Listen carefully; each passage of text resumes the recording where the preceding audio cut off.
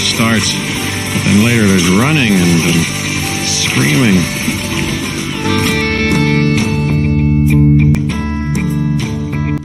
G'day everyone, Matt over here. Sorry, is that me? That's me. The brick boards here. At least I know the sound's working. Why is Wally flat on his back? What are you doing? Went a bit Wally. Guys, I'm so lucky that I have you, because if I didn't, I would be pregnant by the end of the night and having fake parties who all rob me of my VIP points. Yeah, I suppose skeletons really not going to cost you an arm and a leg, are they? To the Leicester Square store, and they had 3 people stood around feeling bags for the whole time I was there. What are you doing? I was terrible at feeling those bags. I just can't. I was. I was. I had security in Sainsbury's. Was it Sainsbury's? Morrison, all looking at me. And Tom said to me, I think we're being watched. I said, I'm not bothered. I'm not doing anything wrong. I'm feeling bags. But I haven't got a Woody. That sounds dodgy. I haven't got a Woody minifigure. There's 2 now! It doesn't matter! Good morning, good evening, and good night to everybody out there. Welcome along to this Family Bricks live stream number 43. This is actually take 2 because we ran through this whole thing, brought people in, and everyone was telling me that I hadn't actually pressed the go live button. So quality streaming here, as you'd come to expect. It's not a Family Brick stream if there's not something dumb like that going on, so I'm sure I'm going to cop a bit of stick for that tonight. Welcome along, everybody there. Use your social media, share, like, subscribe, press buttons around. It always helps out. That's all good there. Shout out to the replay gang as well. Brian's Bricks, Trevor's videos from the last one. If you want to shout out when this is doing the replay, leave a comment around and I'll give you a shout out like we just did then. Shippers chats are always appreciated. And while we're on the topic of that, give the sponsor a quick plug. They help sort of pay for some of the streaming software and good stuff like that. This video is brought to you by McCatsim Holiday Homes in Margate and Broadstairs. Great for a week's holiday or a weekend escape, being just over an hour east of London, UK. Treat yourself to amazing sunsets, a Lego wall, or great food. Visit www.mccatsim.com and mention this YouTube video and we'll look after you. And of course, the timing there for Greg to stop by when they do something dumb like that. Look, that's why I always leave that one in the intro there of tech over talking and things like that, because it gives you forewarned sort of thing. So, and yes, Merry Christmas to everybody. Only about 4 more sleeps. And I think with that, quick shout out to some of the people we've seen so far in the chat. Welcome along to Cabbage Face Bricks. Always good to see you along. And Brick Stage Pass, good to see you in. Always appreciate being around. And London Bridge Bricks, Greg as well. Great to see you in. And Monarch, we see there. And I think with that, we'll quickly get everybody in because this feels like a really bad form of deja vu. And we'll welcome along the birthday boy. And Hi, guys. Brick Askew. Hello. Lady McBrick. Hi there. One Brick Stud. And Bonnie's Bricks. How are we all going now that you've sat through that twice? Ultra deja vu. That was truly funny, because usually it's a running gag, right? All the time someone says, "Are we live?" Yeah. Bless. And we are this time. So, yeah. And I think good to see everyone in, and we'll bring in our guest, which haven't on stream and haven't sort of been able to stream with for quite some time, and I'm not sure they've done some streaming recently, so quite pleased that they're able to join us. Welcome along, Fooling with Bricks. How are you going? Hello. Thanks for having me. Hello. God, it's been a while, hasn't it? It's been absolute ages since I've done something like this. So, yeah, thanks for having me on. Yeah, no, it's great to have you in, and it's sort of like almost feels like we completed the trio there from 2 to 4 players. We sort of had Craigster and One left. There's still one left. Still one left. It could be elusive there. I'm not sure though. He's there in the chat. We've had the cabbage as well. So, and There he is. There he is. Good to see him in there as well. So, are we all starting to feel that sort of Christmassy sort of vibe now that we've been listening to Mariah Carey for the better part of 2 months? Everyone sort of got any sort of Christmas shopping left, or where are we up to? No, all done for me. Just got to get Yorkshire puddings. That's it, really. Got to get one thing. Yes. Yorkshire puddings. Oh, Don't let Craig hear that. Yes. Yes. Don't start Oh my God. Yorkshire puddings. Apparently, one of my sister-in-laws would kick off if I don't do Yorkshire puddings. So, but I don't know. They're not. They're like the best food on this planet. Like they're not even traditionally had in Christmas like dinners, but like they should be. Like anyone that doesn't have Yorkshire puddings with their Christmas dinner is like missing out big time. Fill them with gravy, little dipping mint sauce. Like come on, So that's just overrated. yes. Excellent to hear. Yeah, I think one of the first streams you went on, Bonnie, you were talking about was it food? What was it? I was just trying to remember. What? It wasn't like a Scotched egg or something. I was trying to think. Oh yeah. I think that was on Greg's stream actually. I can't even remember how that came about. I think I actually ended up calling myself a Scotch egg. I think I just like threw it on myself, and I don't even like really eat Scotch eggs. Like I had a period when I was younger that I really liked them, but actually now I'm like nah. But yeah, it was calling myself a Scotch egg. So random. Cool. And I'll just shout it out. You may have seen it. Madlib there had a birthday yesterday, so happy birthday! Yeah, thank you very much. Yes, thank you everyone for your wonderful birthday messages. It was lovely. Yeah, it was a good day. Got a couple of very nice, very large sets. In fact, Chris, your top 2 sets of the year was on that list. Was it? Mm-hmm. Yeah. Very cool. So yeah. Very cool. You started building? No, not yet. I'm still doing the Christmas. I'm still doing like Winter Village stuff now. But between Christmas and New Year's, I'm thinking of picking up one of the large sets to do then. So yeah, so we'll see. We'll see what goes. We'll see which one gets selected. That's what I'll say. Yeah. That was the next question. It's sort of like, because you've got such an array, what are you currently leaning towards? I kind of don't want to do Star Wars because I've done a fair amount of Star Wars leading up to this point.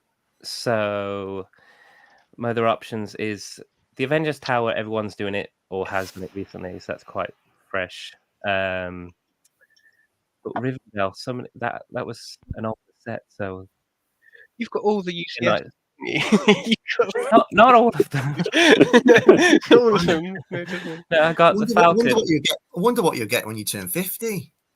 Yeah, they'll just give me a store. Like, here you go. Yeah, like, yeah, thanks.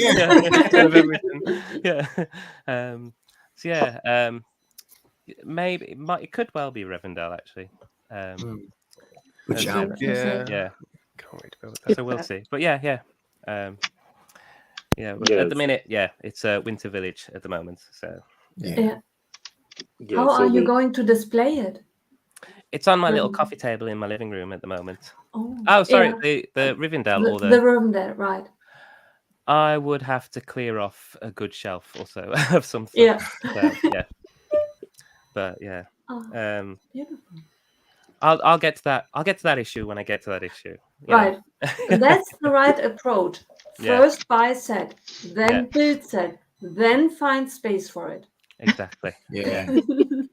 Which, Nicole certainly there in the background. She's organized. Real advocate for that one, Nicole. Real advocate. Yeah.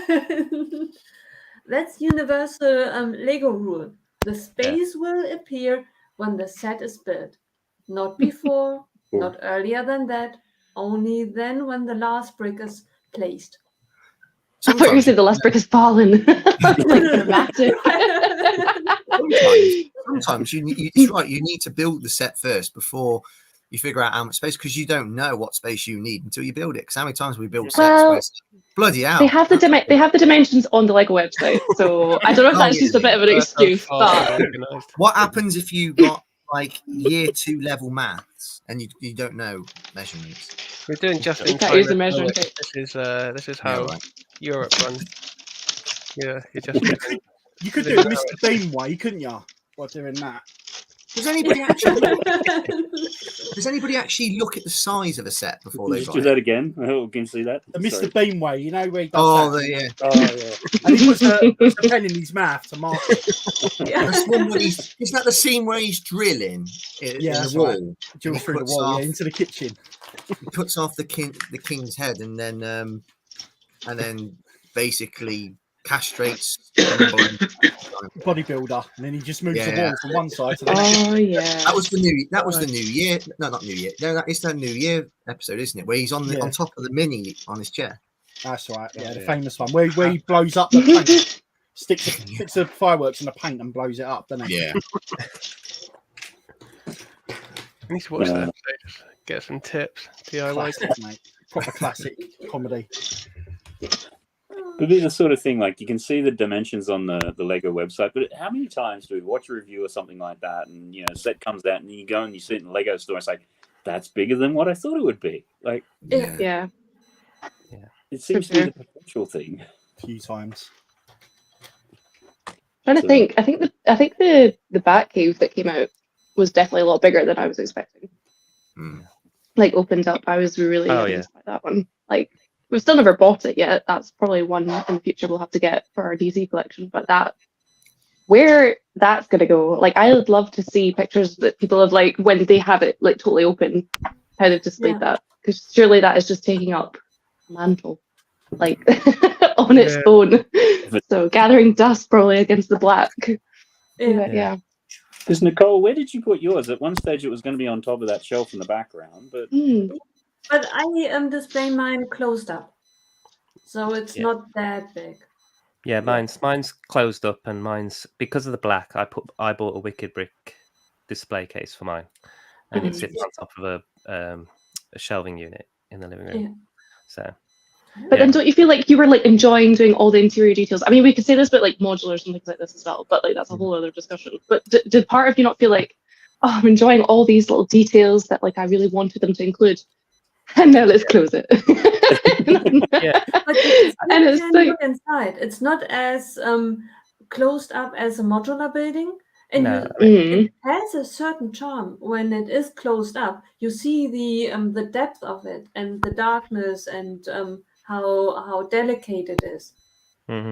Yeah. The closed configuration. You still get to see the features within. I mean, you know, and the way that the car folds in as well, and it's just sitting just under that railing above, and the platforms. It's just so well measured out and displayed well. It's a very clever build. It really is. I think it was very underestimated when people first saw it. I think people slammed it quite quickly until they got used to seeing what the dimensions were. But I think it's a very clever build. I can't wait to pick it up. I want to get it myself, to be fair. I love it. It's good. The play features are fun on it as well, I do have to say.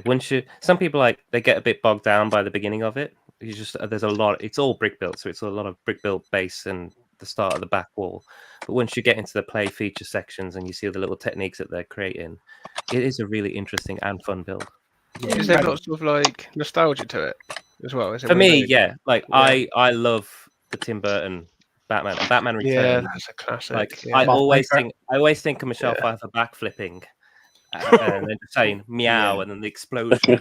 I was like, I just think it got a hard press to begin with, because I think people just had a preference for how they wanted that set to look, with, like, Wayne Manor on top, on top of the underground and so on. And you know, sometimes that's what because you sometimes hear it, you know, when sets get, like, designed, or you know, it's like, oh, who asked for this? Who asked for it? But sometimes this is why we love Lego, because I'd like them to create something that I just didn't think of, design it in a way which was beyond my imagination. And obviously I mean, I'm not the biggest fan of that set, because I'm not a big Batman fan, but I can certainly appreciate it for a good set. It's very well designed. I've seen some reviews on it. It's an amazing set. Well, I like the shadow box idea. I think they could do that with other sets. You could do that even. It doesn't have to just be DC or superheroes. You know, you could do other themes. You could do a Friends theme, which has got a shadow box design, you know, or something, or you know, a city theme. You know, set up a cityscape and then you close it up. What about turtles? Turtles and sewer. Yeah, the turtle sewer. Yeah, that'd be pretty good. Yeah. And we had already a lot of play feature bad caves. Yeah, there's a lot of playset back caves already. Yeah.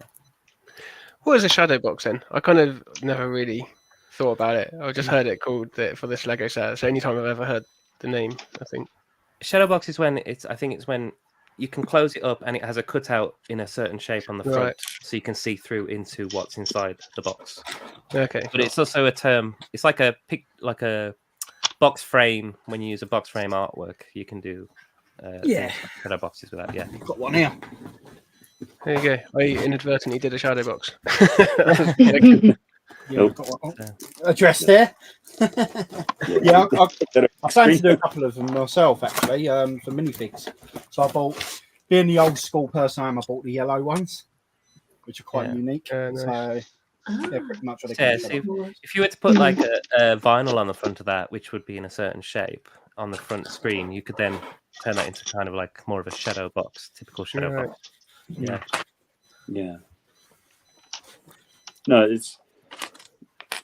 I think that's always the conundrum with those things. I'm still undecided about the shadow box, but I'm glad that it exists from the point of view they're trying something different, because it's those things that are different, which, you know, if they never tried something different, you know, if they never tried that first modular, we wouldn't have a thing with modulars. If they didn't try the first diorama, we wouldn't have the whole thing with dioramas, and you know, we'd still just be sitting there with 2x4 bricks and a few little things to make some basic houses. So I certainly think these days, given how many different sets there are coming out, like if something doesn't quite tickle you, it's all like, well, okay, that just saved my wallet a few pounds. So I love when that happens. I actually love it when that happens. It takes the stress right away. Yeah. So I think to buy that. Running straight into that, we'll go to the controversial topic. Lego ideas review. 2 sets got selected. You made that joke before I did, because I was going to make the same one. Yeah. Well, it's sort of like I was almost going to do it earlier when Brick's dad was like, "Who asked for these sets?" So we've had Twilight has been one which has been selected based upon the movies or the books, and then the second one has been a botanical gardens set. Which, given we've just had the Friends one sort of thing, what are people's thoughts on this? Yeah, I'm delighted, because I like Twilight, big fan of Twilight. You know, not to the extent of Harry Potter and Star Wars, but Twilight, I absolutely loved it when it first hit the cinemas, and I read the books, brilliant, and yeah, so I wanted Twilight to win, and and it's done that. And botanical is an interesting one, because it's we only recently had a botanical set, but seeing a botanical set, and it was highly popular and successful, so seeing it significantly fleshed out, it's a real winner. Of course, there's always a bit of disappointment for other sets that don't get the green light, like I think I said on our chat a couple of days ago, I really wanted was it Monsters Inc. to win, because I'm a big fan of Monsters Inc. But actually looking at it, I could see why it hasn't been approved, because it was quite to be honest, I didn't think it was an ambitious design. It was just a door and a few figs, whereas I'd like to see it more fleshed out into like the factory section, and you could have all multiple doors, and you could have play features where you could take Boo to various different parts of the world and so on. But yeah, you've got this all figured out. You should just design this and just like we'll all back. I quite liked the door. I quite like it as a standalone door. Like, could have been better, but that's the whole thing. My idea is like Lego designers come in and do whatever they want to do with it. But in respect, if it was just a door, I would have got that. But yeah, if they're going to do Monsters Inc., they could do a whole collection, couldn't they? If you had the factory floor, then you could buy doors with slightly different backgrounds between each one. Yeah, that would be insert them in and out. And be like, yeah. Can you imagine the figs as well, like with all the monsters? Yeah. Oh Yeah, my yeah, god, yeah. that would be so. The cool. one with the sock on him. You get a before and after. Oh, you could get like a torso where he's shaved and one where he's not. Yeah, exactly. Yeah. Yeah, and then eventually get Monsters University. There you go. Started. But I mean, in moments like this, but there's, in all respects, you've got like so many other great designs that didn't get approved, and I still think, even though 2 have got given the green light, there's so many more sets that could have been in that position. You know, it's a stiff competition, and yeah, there's always going to be great set ideas that are just not going to be approved. I'm almost like, is that because they're like, is double what the average was? Or is it because they're planning on bringing out their own version of sets, and that's why they don't approve? Because what was the set that they didn't? Oh, which one was it? Was it? No White. Yeah. Was it that one? Yeah, there was another, but there was a few other examples where like someone did an ideas version and it never got approved, but then they brought out their own one. So it might be that there's already something in the mix. Yeah, that's too close to it, and that's why. Yeah, so that could very well be why. I think a few years ago you had the big T-Rex brick build for Jurassic Park.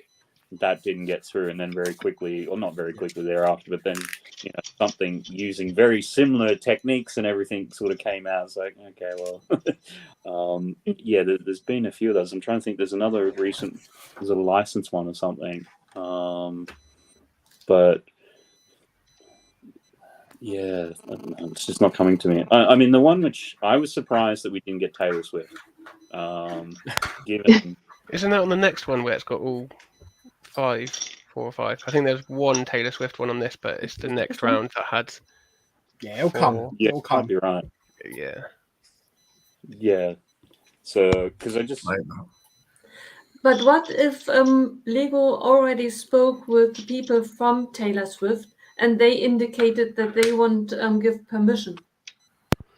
Yeah. So it would make sense not to pick it if they know it's a dead end anyway.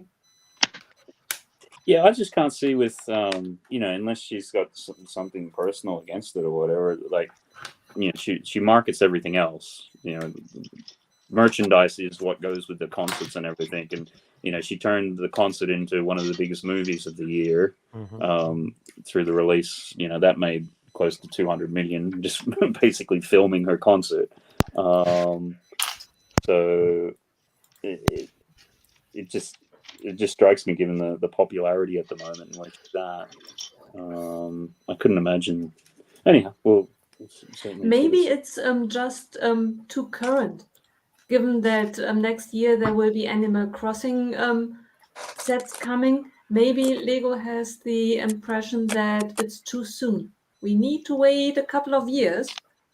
Yeah, you need to be like Twilight and wait about 15 years or whatever. Yeah. So it falls out of the current. Yeah, that is what I find a bit strange about it, I will admit, because when Twilight was just coming out, like the films and everything, oh my gosh, like I was one of those people that was wearing like Team Jacob top and like going to the cinema and everything like this, and I was obsessed with it. And funny enough, looking back, I'm like, oh my gosh, like those films were like so cringe and so bad, but like I would still watch them again now because it's just part of like my teenage years. But oh my god, like I don't know if I'm gonna buy it, to be honest. I think I probably will, just out of nostalgia. I'm all about nostalgia, and just like if they do it like well, like I think it needs some improvement from the pictures that I've seen. Like it looks too bland. Like I know like that's the kind of style of the Cullen house, to be quite kind of modern and sleek and things like that, but like it needs something. It just needs that something extra. But yeah, I'm intrigued though. There are people that have come out on social media admitting that they're little Twilight fans, and I'm like, well, I didn't put you down as a Twilight fan, so that's quite interesting. I love it though. I can't wait to go on release day potentially, like to pick it up myself and see all these like, let's just say characters that I didn't expect to maybe pick up a Twilight box, and I'd be like, oh, There you go. It has been nice to see Love it. people actually getting excited because a lot of people are not excited about Twilight. So, but it's nice to see like people like yourself, Chris, who do actually want it. Because for me, it's like, Yeah. I mean, I've seen the films and I've read the books, and it's fine. Try to be kind. It's okay. But like, it's clearly not for me. But yeah, it's good to see that there. Yeah, it might appeal to city builders. I mean, city builders have got buildings. Yeah, Obviously, there's that. Nicole's Yeah, got one or it's two. quite a cool Nicole's house. got 1 or 2 buildings behind her. So adding that into the city might be might be appealing. Mm-hmm. You could also do it like a kind of a cabin, like a woods kind of thing. You've got the cabin in the woods. You've got the tree house. You have that as well, like a transition towards the city. Didn't someone put a picture up recently on Instagram which compared it to a colourful one that came out recently? I don't know what set it was. Was it a city set? Oh, the Friends one. Oh, the Friends Yeah. one. Yeah. I was going to say, this is the next thing. It's like all these like really modern looking condo builds. So they're going to have the Twilight one in their city, and then you'll have the Friends one. And then they just need to bring out like, Tony Stark's like cliffhanging like empire, that like house that he had. And that's just like your elite like little cliff edge sort of buildings in your city. And you're so good.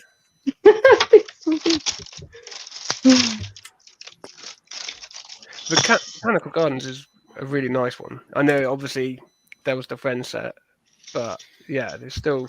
Do you not feel it's a waste of a pick, though? Yeah, it is a bit. There's Especially a bit with the one that's just come out.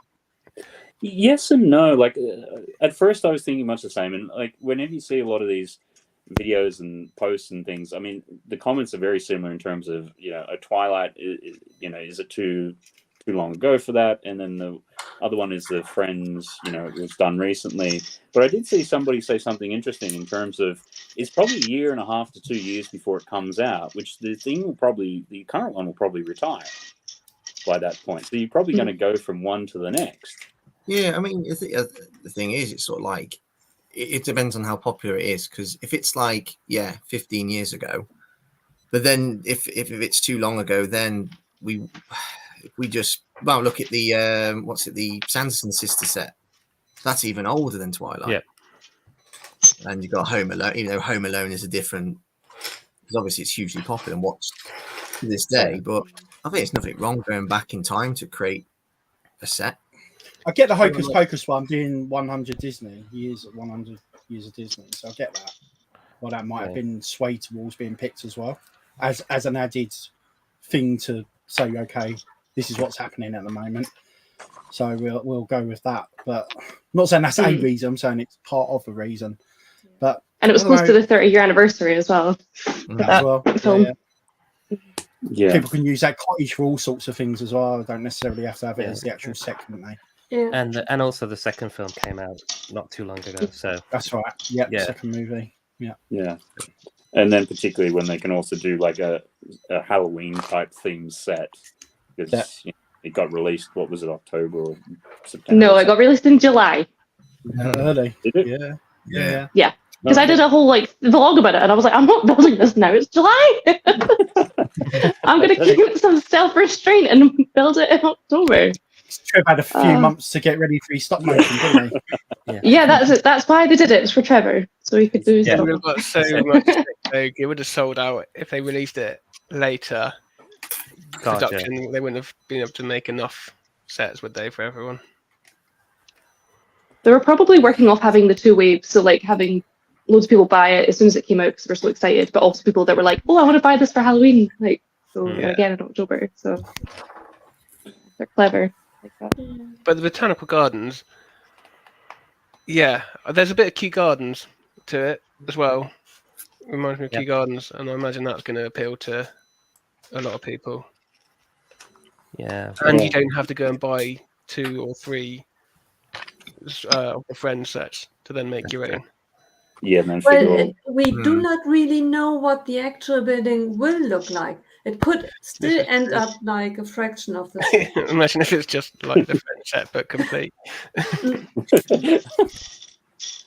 Yeah, a doubled up Friends sets with minifigures. I suppose maybe they're just trying to bring out something for like the Lego minifigure fans as opposed to like the mini dolls and the friend style sort of thing. But also it just takes away that kind of need to then wait for someone to come up with a design that you like enough to buy it on Bricklink or something like this, and just buy the set as is. And they've obviously caught on to the fact that how popular that Friends version was, and I suppose they're thinking, well, you know what, we keep bringing out new versions of the same set constantly for other themes, so why would this be any different? People are still proving that they're going to buy things. So, you know, maybe that's what they're testing out as well. Like, maybe they're going to try and make like AFOL versions of like Friends sets, because we're all kind of veering into the Friends stuff now. That's an interesting thought. Yeah, right. They both are, aren't they? They're both AFOL versions of Friends sets. Yeah. And certainly the Friends set, since they did the reboot, like the buildings and things have gone for more of a, you know, a modern sort of aesthetic, very sort of, and you're starting to see that even within the city sets, like the fire station's got a bit more of a modern design, whereas usually it's historically just been, you know, a couple of doors and a helicopter sort of thing, and even the new police one is kind of like a, you know, its own little Alcatraz type thing where it's on a prison. And just looking here above all those comments, I think they're referring to is this Twilight or just in general? It's about how pretty the building is without the theme. Would somebody buy this as a module and then we consider it and then tied to an IP as a bonus? I mean, in terms of that Twilight one, is that house an actual specific design? Like it's a famous building by itself? Yeah, it's basically an award-winning house. It's called Hawk House. Yeah, I believe. And, Monarch, I like the new ideas one. Being complete closed building is good. And Friends is doing so good. Yeah, it's Friends, and even the city stuff. You start looking at some of that, and it's like, you know, you've actually done something a bit different here, rather than sort of like a more cookie cutter approach, which is good to see. I mean, the usual sort of thing which comes up. You have, what was it, 71 projects to get through. You know, the usual sort of question is Friends. Sorry, is Friends. Is the Lego Ideas as a platform a bit broken? Does it need rejigging? I would like to see more winners. I definitely would like to see 5 winners and not so many possible sets that could be designed. You know, I'd like to see maybe 3 to 5 sets win and get through, and maybe half the amount of sets that there are to compete against each other. There should be a few categories. It needs changing up. There should be price categories as well, like piece per can, because people are making what's the limit? 3,000, is it? Something like that. They're making bigger sets. You don't tend to get. I mean, what's the last smallest set we got? The insects, maybe. Insects. Sonic? I don't know. There's the family tree is coming out, isn't it? Family trees coming. So some smaller sets as well as the bigger ones all the time. Would be good. I really wanted that humpback whale. That would have been a nice smaller set. Nice. I'm just glad to finally getting my favourite theme of all time coming in 2020. Oh, the excitement. Oh, yes. Yeah. For anyone who doesn't know, see if you can guess it. Like, when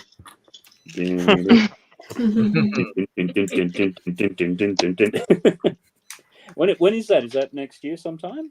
Yeah, it should be between sort of late spring and summer, I believe. So, yeah, mega excited for that. It's the one big blockbuster I don't think Lego have done yet. You got Jurassic Park, Harry Potter, Star Wars, Indiana Jones, you know, you name them all, and the one big blockbuster that they haven't done as of yet. And they teased us with a brickhead competition. They bring out one in a brickhead competition a few years ago. It's finally good to finally see it get through after the second chance of going through. They have the shark in the brickhead. Like, what was the brickhead competition? Yeah, it was. I think I've just come out of my dark age. I think I just missed the competition. It was a competition between 4. I think there was a Star Wars won it.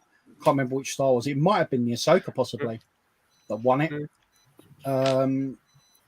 but I can't remember what the other 3 were. But well, the other 2 were. That one of them was going to be the shark, Bruce. So yeah, nice.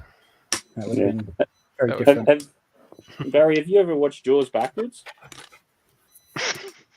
Mate, I can't even spell my name backwards. How the hell can I watch Jaws backwards? Watch Jaws backwards?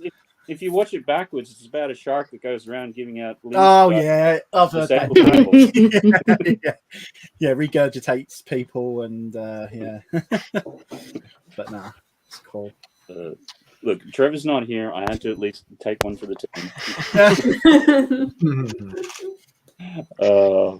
Cool.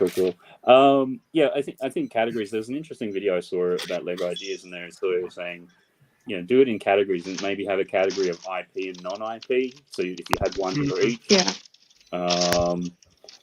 there's always a suggestion of upping the 10,000 limit. I really don't like that idea because it's the sort of thing. I think with some of the sets, Lego know before they even get through, then they're never going to get through. So if you have somebody who then has to put all the time to go over 10,000 to 20,000, 50,000, whatever, when it was never going to happen, and particularly if you're still getting large numbers and you're selecting 1 or 2 sets, it just seems like a lot of effort for things that would never happen anyhow, and I don't really think that that's fair on people. I mean, what do others think about that sort of limit or other ways of mixing it up? It's a tough one, isn't it? Put the numbers up seems like kind of like an instantly logical thing to do, but I think, like you say, that it's more complicated than that. I almost feel like they need to be more transparent with like what they're going to turn down straight off the bat, because there's definitely like an element of the IP that's going to come into it. Like if there's a particular IP that's just going to be too costly for them. Yeah, I mean, I understand. Like if they have something in the mix already, they're not exactly going to tell us, except to spoils the whole just tell surprise of it. But modulars aren't going to get through. They should just tell people, like, don't even bother submitting a modular because it's not going to get through. Yeah, because when you go back and have a look through some of them, there are a fair number of ones which are modular-esque. Well, I say this: these 2 that were selected yesterday, modular-esque. So it's a hard one, but it's at least a while ago they had this sort of thing with the IPs. You would go through it as you're submitting it. You would submit in, or they had basically a drop-down list of all the IPs, which don't bother with basically. Whether or not they still maintain that, I don't know. But I think they've been trying to figure out how to deal with it, because you've had a lot of the Bricklink designer programs and the pop-up shops and things like that, which I think is somewhat addressing that issue of the modular aspect of it, because you look at that in terms of the train station and some of the ski chalet and the construction sites. Yeah, I think that feeds in really well, doesn't it? The Bricklink designer program. But then I suppose that's changed now, right? Yeah. Because it used to be that it was the ideas that didn't get through that went into the Bricklink program. But now Bricklink's open to everyone, right? Well, I think they've changed it up again in terms of you could go through and do a design and submit it, and I can't remember, because the other extreme, you get to the point where when they had the designers, like you could design it and upload it, then you had 300-400 odd to scroll through. Which after about the first page or 2, I don't know about you. I haven't even bothered voting the last couple because it's too much. I think the first couple of pages all off, wasn't it? Alone. I think he submitted about 50 submissions, and he bless him. Well, if he's managed to get through. I think in the end it was just a matter of listening to like the BrickBods podcast, and they went through it and picked out a couple of good ones or something. It's like I'll let the community filter it out. I'm glad they picked the Forestman, the double Forestman castle thing with the bridge. Yeah, I was hoping for that. It was the one that I was kind of having my eye on, and they picked it. So I'll certainly be going for that myself. Yeah, it's been good to sort of see, like, because I think they had was it the Castle in the Forest was a couple of years ago, which when that sort of sold out really quickly, was it the following year we then had the Lions Night Castle, or was that the year after? Yeah, it would have been the following year. So yeah, it would have come out a year before, around when the 3-in-1 castle was out. Yeah, and then you had the 3-in-1. That's right. And then obviously in the last couple of years, you've had more of the remake gift with purchases. So it's almost like the theme trying to be the theme. Because we're next year, space is back in a big way across like lots of things. Yeah, because it's like the whole thing, right? It's like got that tag. What is it? Is it the Dream Sets that's got the space label on the package? Yeah, the City ones have got it. The Technic ones have got it, and I thought there was a fourth one, which I can't remember off the top of my head. It's a whole CMF, isn't it? It's like a whole non-IP CMF classic space. We didn't get that with Castle. Is it an anniversary or something of the space theme? Like, why is there something special this year and next year about it? Or like, I don't know why there's such a big push. That's a good question. Craig's is in the chat. Do you know if that's true or not, Craig? I know it was out 1978, at least. Yeah, it started with the minifig, wasn't it? 78, yeah. Okay. Back in the day, yes, I remember. Because it's funny to look back on, because I didn't realize as kids, like, you'd only just put the man on the moon like 10 years earlier, whereas now it's sort of like, like 50 years ago sort of thing. Didn't happen, mate. Didn't happen. Well, there's that too. So I was going to say that, but controversial. Controversial. Opening up a whole other chat, but yeah, I was wondering if there was something in the real world that was happening spacey. I was like, does the government know something we don't know about? What's going on? They're just encouraging us to stop looking at this planet because it's all going wrong. 1978. 78, yeah. Space Cruiser. 487. And that was certainly when kids were a bit younger and they were into space and everything like that, and there was literally nothing for them. Like in the end, we ended up piecing together a SpaceX thing off Rebrickable. They loved doing that, and then that video is actually done really well and continues to do well, and it's like 3 or 4 years old now. So I think there's certainly design. I mean, we've had the Saturn V and the ideas, and then it was re-released. So I think it's good for the kids to be able to sort of play with it and whatever. I mean, my kid did he had to do like a science presentation, and they could choose any topic they wanted. So he did it on the Saturn V, and like the way that it's designed and the boosters in it and how that all works and things like that. And he took in the model, and he was able to take it apart and show them the different stages, and did really well with it. And I think there's something with that. I'll just catch up on a bit of the chat here. I wouldn't want one a year. Would be better. Too many sets at the moment. Is that maybe the ideas? Basil, do you think they'll wait for the anniversary of Jaws and wait till 2025? Because it could be out during 2025 if it comes out next year. It would be out in 2025 as well. Yeah. I mean, they could release it late next year and and slap the 50th logo on the box as a anniversary edition, even though it's an idea set, and it will just. I'm telling you, people in the Jaws community are buzzing for it. Yeah, people are that up for Sorry, pun. Yeah. No, it's one of those ones which as a sort of casual ideas fan, I'm certainly looking forward to it as well. And just shout out to Solo the Brick Builder. Good to see you. And you had Are You Mocking Me? And I know Nicole was on that. I'm trying to think who else was on that. Monarch. Yeah. Who won? I didn't manage to catch all of it. Who did you win, Nicole, or was it Mark? No, it was clearly Mark. There was no question about that.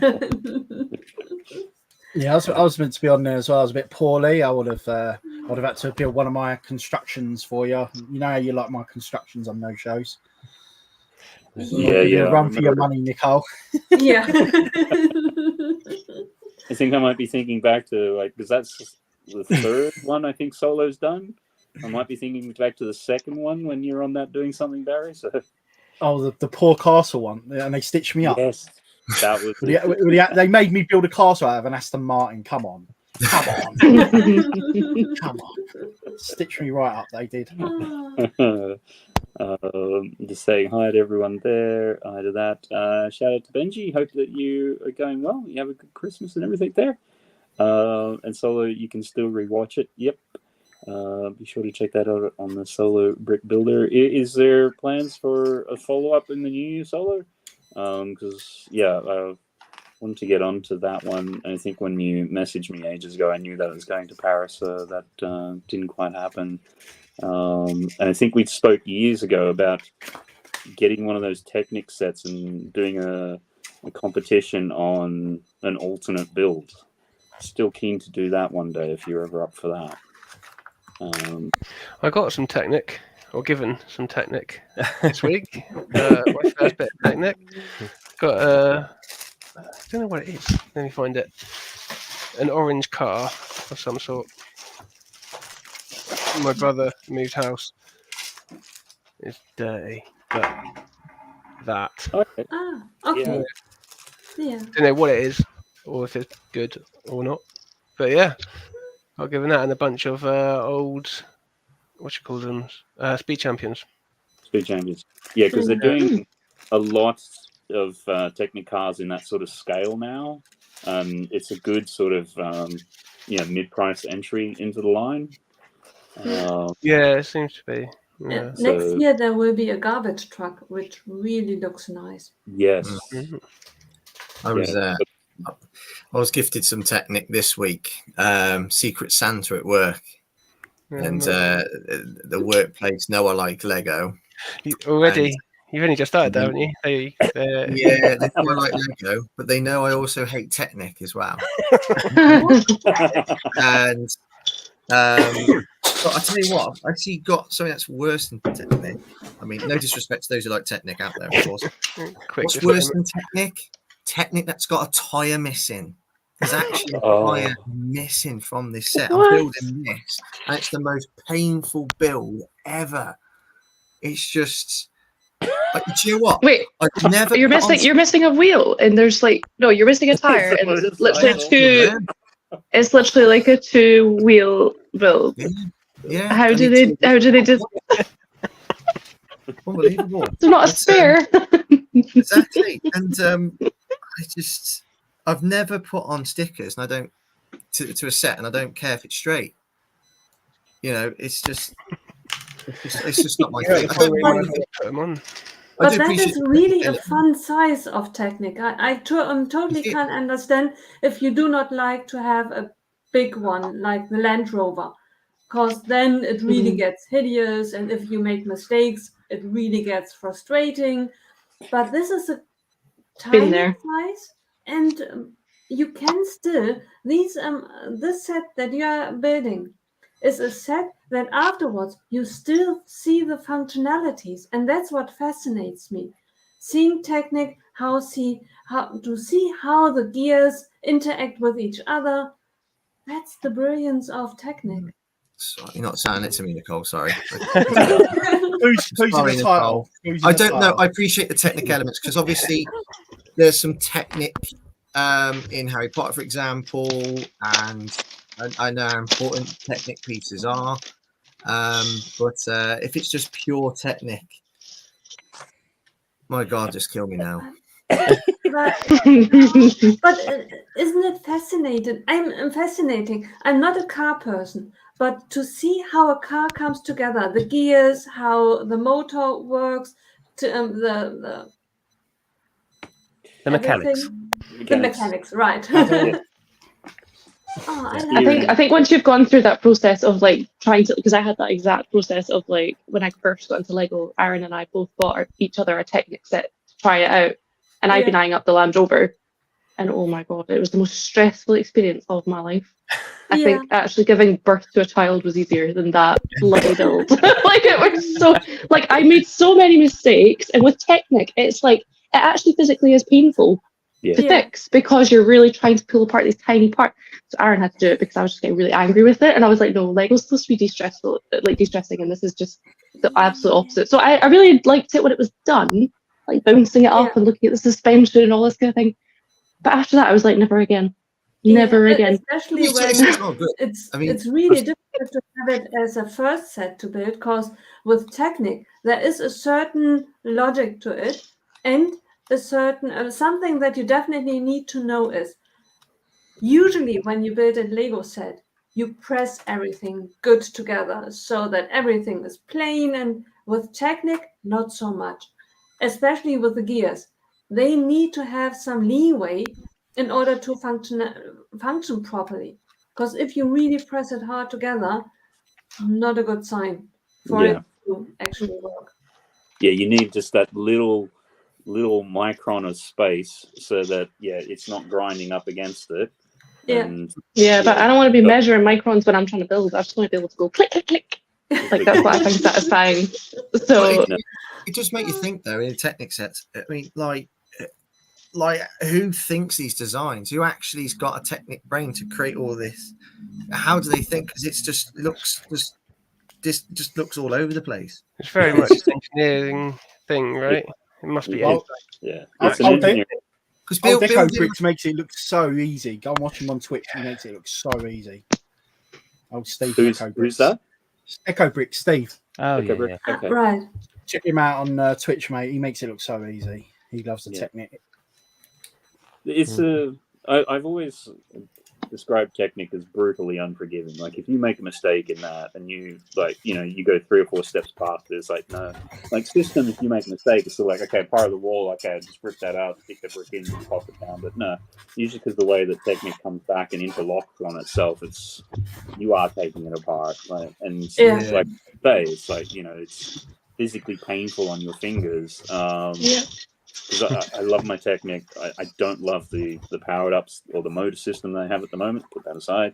So occasionally gotten some of those really big sets like a bucket wheel excavator or something like that and taken it apart. And it's taken about 3.5 hours to take apart. You are 4,000 pieces and pins, and it's like. Have you still got the forklift? Take it apart. Forklift pump. Sorry. The forklift. You still got the forklift? Yeah, of course. It's upstairs though, so like a mascot, isn't it? It's like a little mascot, yeah.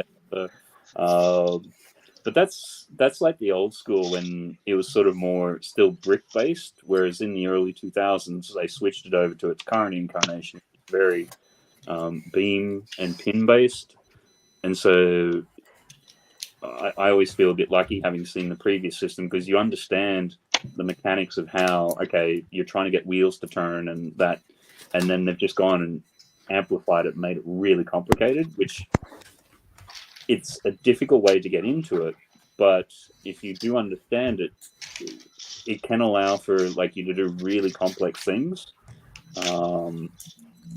But it is kind of a Marmite thing. You might love it or you might hate it. So now that I know that's Chris's Achilles heel, I know what his next secret Santa will be. But you can actually take Technic sets apart, can you? Because that car am I able to take that apart and provided I can find the instructions, build it myself? Or Is it painful? Yeah, good luck with that one. Okay, cool. I dare you not to swear. I dare you not to swear. I'll just give up halfway, and we'll never get built. Halfway through it, so and then Monarch, I enjoy seeing the Technic builds. Someone else can build them. So, yeah, that's what I feel like. I've had a friend that's actually said, I've never understood this, but maybe I can sort of relate now, where they've said they really want the Hogwarts castle, like the big one, but they don't want to build it. Like that's why they don't buy Lego. They can't be bothered building it. They just like the display of it after. So I'm trying to push them to be like, well, I'll build it for you. Yeah. But now I'm like, I understand it a little bit. If it was Technic, I would be saying the same thing, because some of them look fantastic and the functionality of them and stuff, but I just can't. I suppose. Like I don't mind builds with like a little bit of Technic. I think this is what happened, is that we got the false sense of security because Aaron bought the Millennium Falcon, the UCS Falcon, and that does have quite a bit of like Technic in the base of it, but not to that point where you're not actually enjoying the build. Mm-hmm. So I think that's maybe where we got tripped up and tricked by Lego into thinking, oh, Technic's actually quite good and got so much potential, and then but no. Yeah, so go back there. Certainly for your bigger builds, you're using a lot of Technic as frames because they're quite lightweight and strong and allow you. And that's originally why they developed Technic, because they had the system and they're trying to build bigger cars, and it's like you get to a point where it's not cost effective and it's very difficult to build bigger cars. But if you're using a lot of these lightweight Technic beams and things and allowing for the fact you're going to be having gaps and holes, you can really scale up quite easily. I think a set that I like, which does use a bit of Technic and not just as a frame, was the R2D2, because it does have functionality in it as well. Yeah, and that was actually coming from just a set just normal brick building to then building R2D2. You see that you can appreciate what the Technic does for what you'd probably consider them as a slightly more traditional set. Technic becomes a skeleton for some sets. Yeah. But that very set, I think Sean the Right Way from ACOB was talking about that a couple of weeks ago. He made a mistake and it took him 2 to 3 hours to figure it out. Yeah. Try building it 9 times. 6 hour a time. That is no secret. That is the bane of my life. That set. Oh my god! It's currently sitting 9 in times a pile in the corner. 9 times I built that set. On the I pick it up, and it just goes. The middle leg falls out on the floor, and I'm like, so the Technic can't be that good then. Maybe it's together stick to systems. Maybe I don't know, but mate, that R2 is the bane of my life. You're not the first person I've heard say, a good one. No, it's. I look at that R2 and it's Technic dressed up in a license. Yeah, that's because it is. 100%.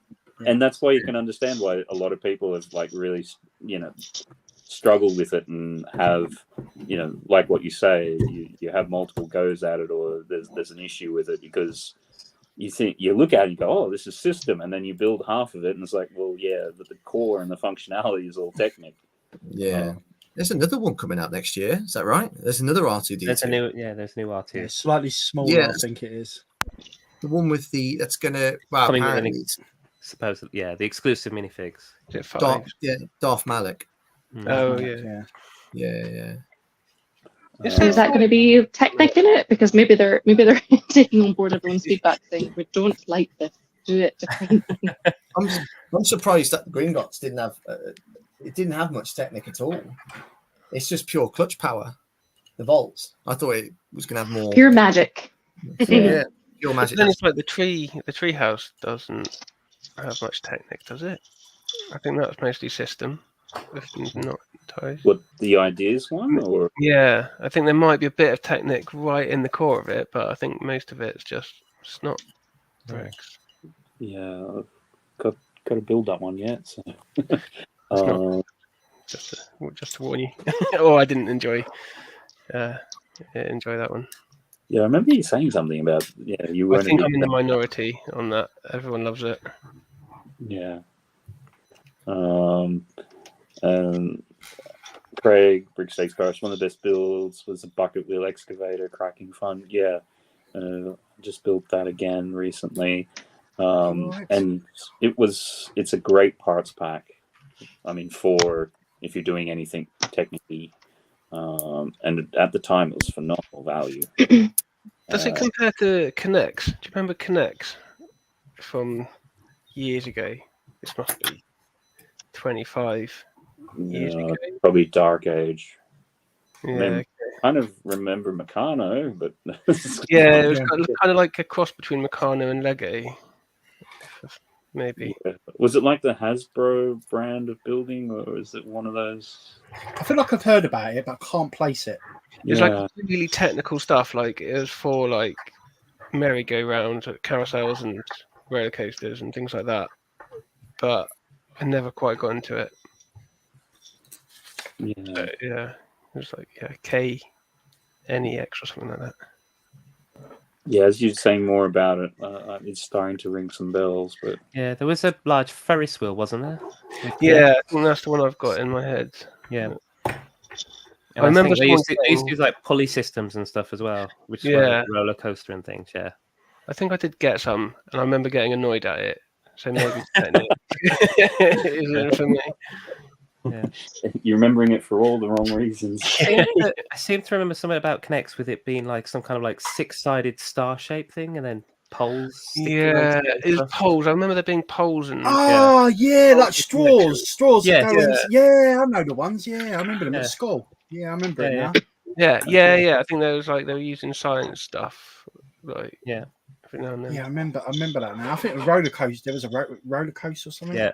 I think I remember now. Yeah. It's sort of all back. Yeah.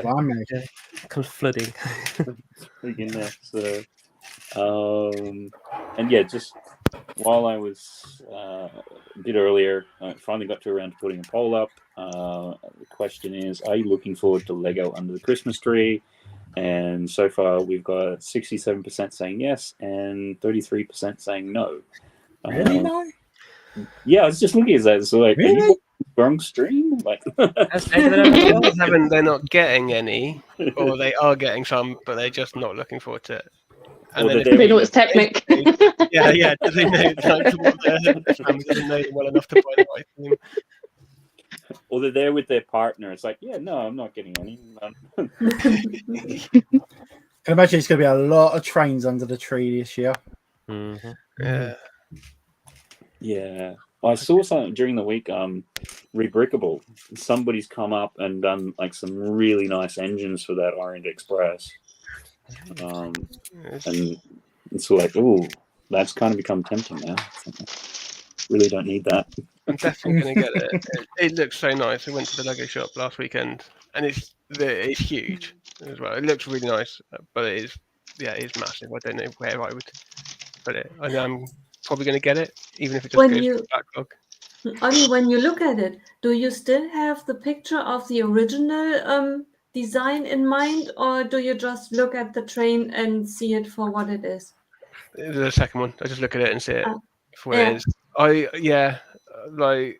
It just looks like a really nice train.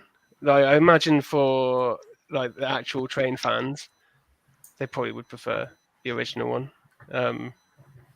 But for me, I just like it as it was.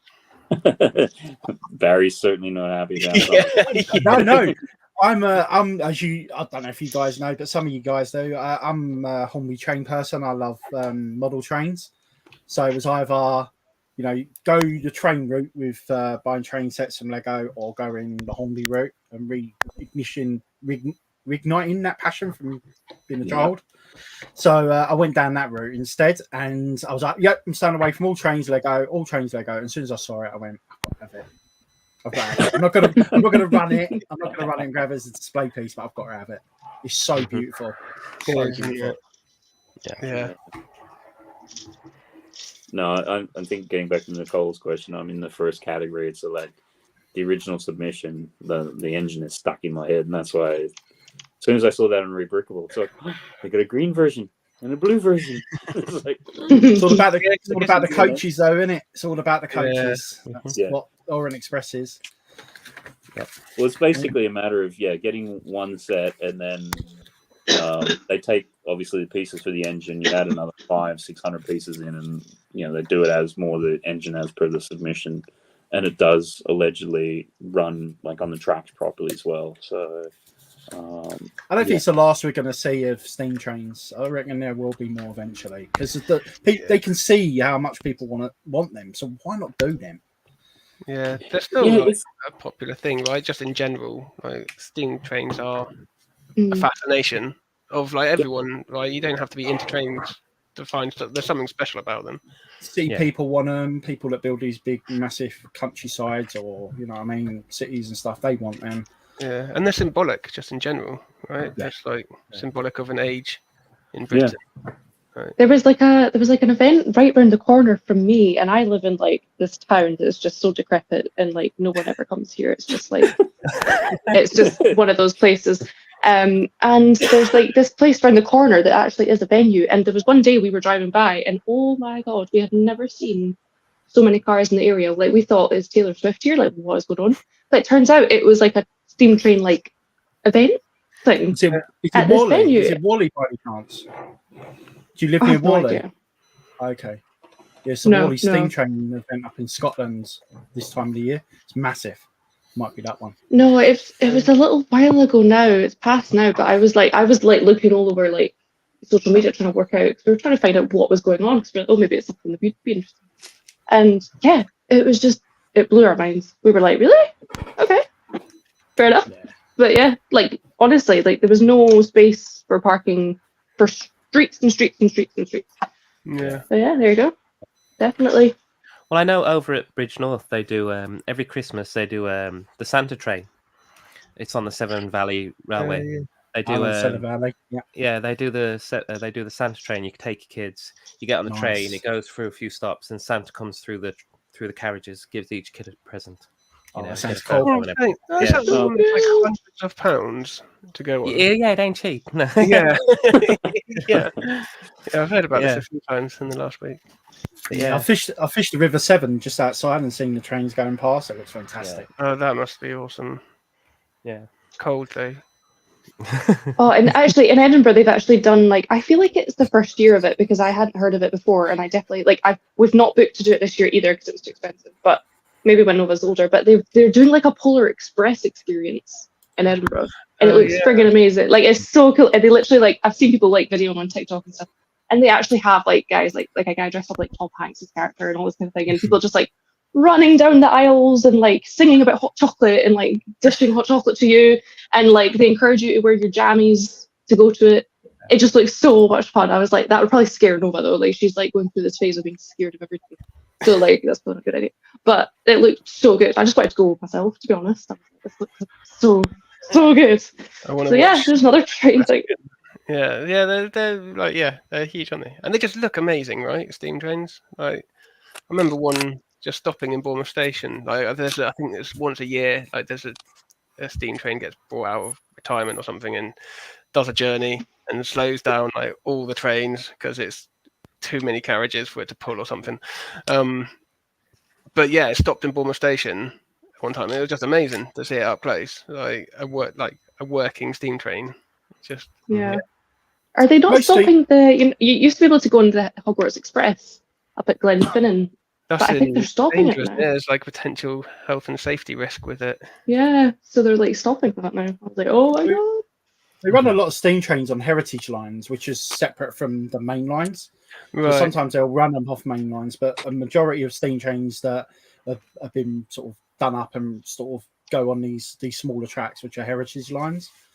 So yeah, you can always get the heritage train tracks. There's a website. Yeah, there's one near me actually. It goes between I want to say Corfe Castle and Weymouth or something, which is through the countryside. It's really nice. I haven't done it, but I imagine it's a really nice view and stuff. You've got loads down in Kent, down our way in Kent, Dymchurch and them sort of areas.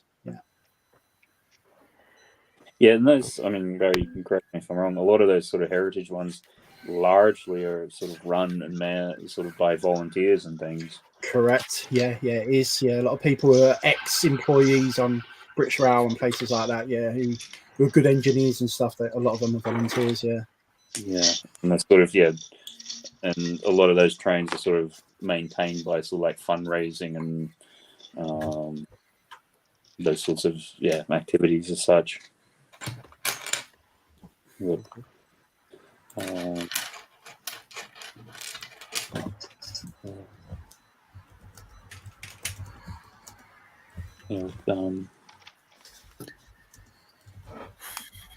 else we have there? I guess covering off a couple of the new releases. I mean, combination. I think we've seen the leaks and now it's official. The parrots.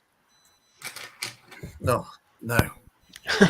There's something I like about it. It's boring. No, I don't know. It's I all know right. it's a bit like it's your grand house and all that, like someone was saying the other day. But yeah, Brittle. That's my review. 5-second review. No. Like one of your grannies. There's some like plant flower pieces as part of it, so it's got some sort of connection to the botanical range, maybe sort of like in between the botanical range and sort of like the art sort of stuff, maybe. But no, don't buy it. That's my analysis. I tried. I just can't. Maybe it's because the parrots did well. Like, you know how they brought out the 2 different versions of the Creator Stream 1? Like, they probably, maybe they sold quite well. They thought, people like parrots. Like, and yeah, it's definitely like they're kicking off a new range because it's the fauna range. So I like the idea of it. I like the fact that it goes on the wall. I'm not necessarily. I do quite like them. Maybe not enough to buy them. But yeah, I think I like that they go on the wall as well.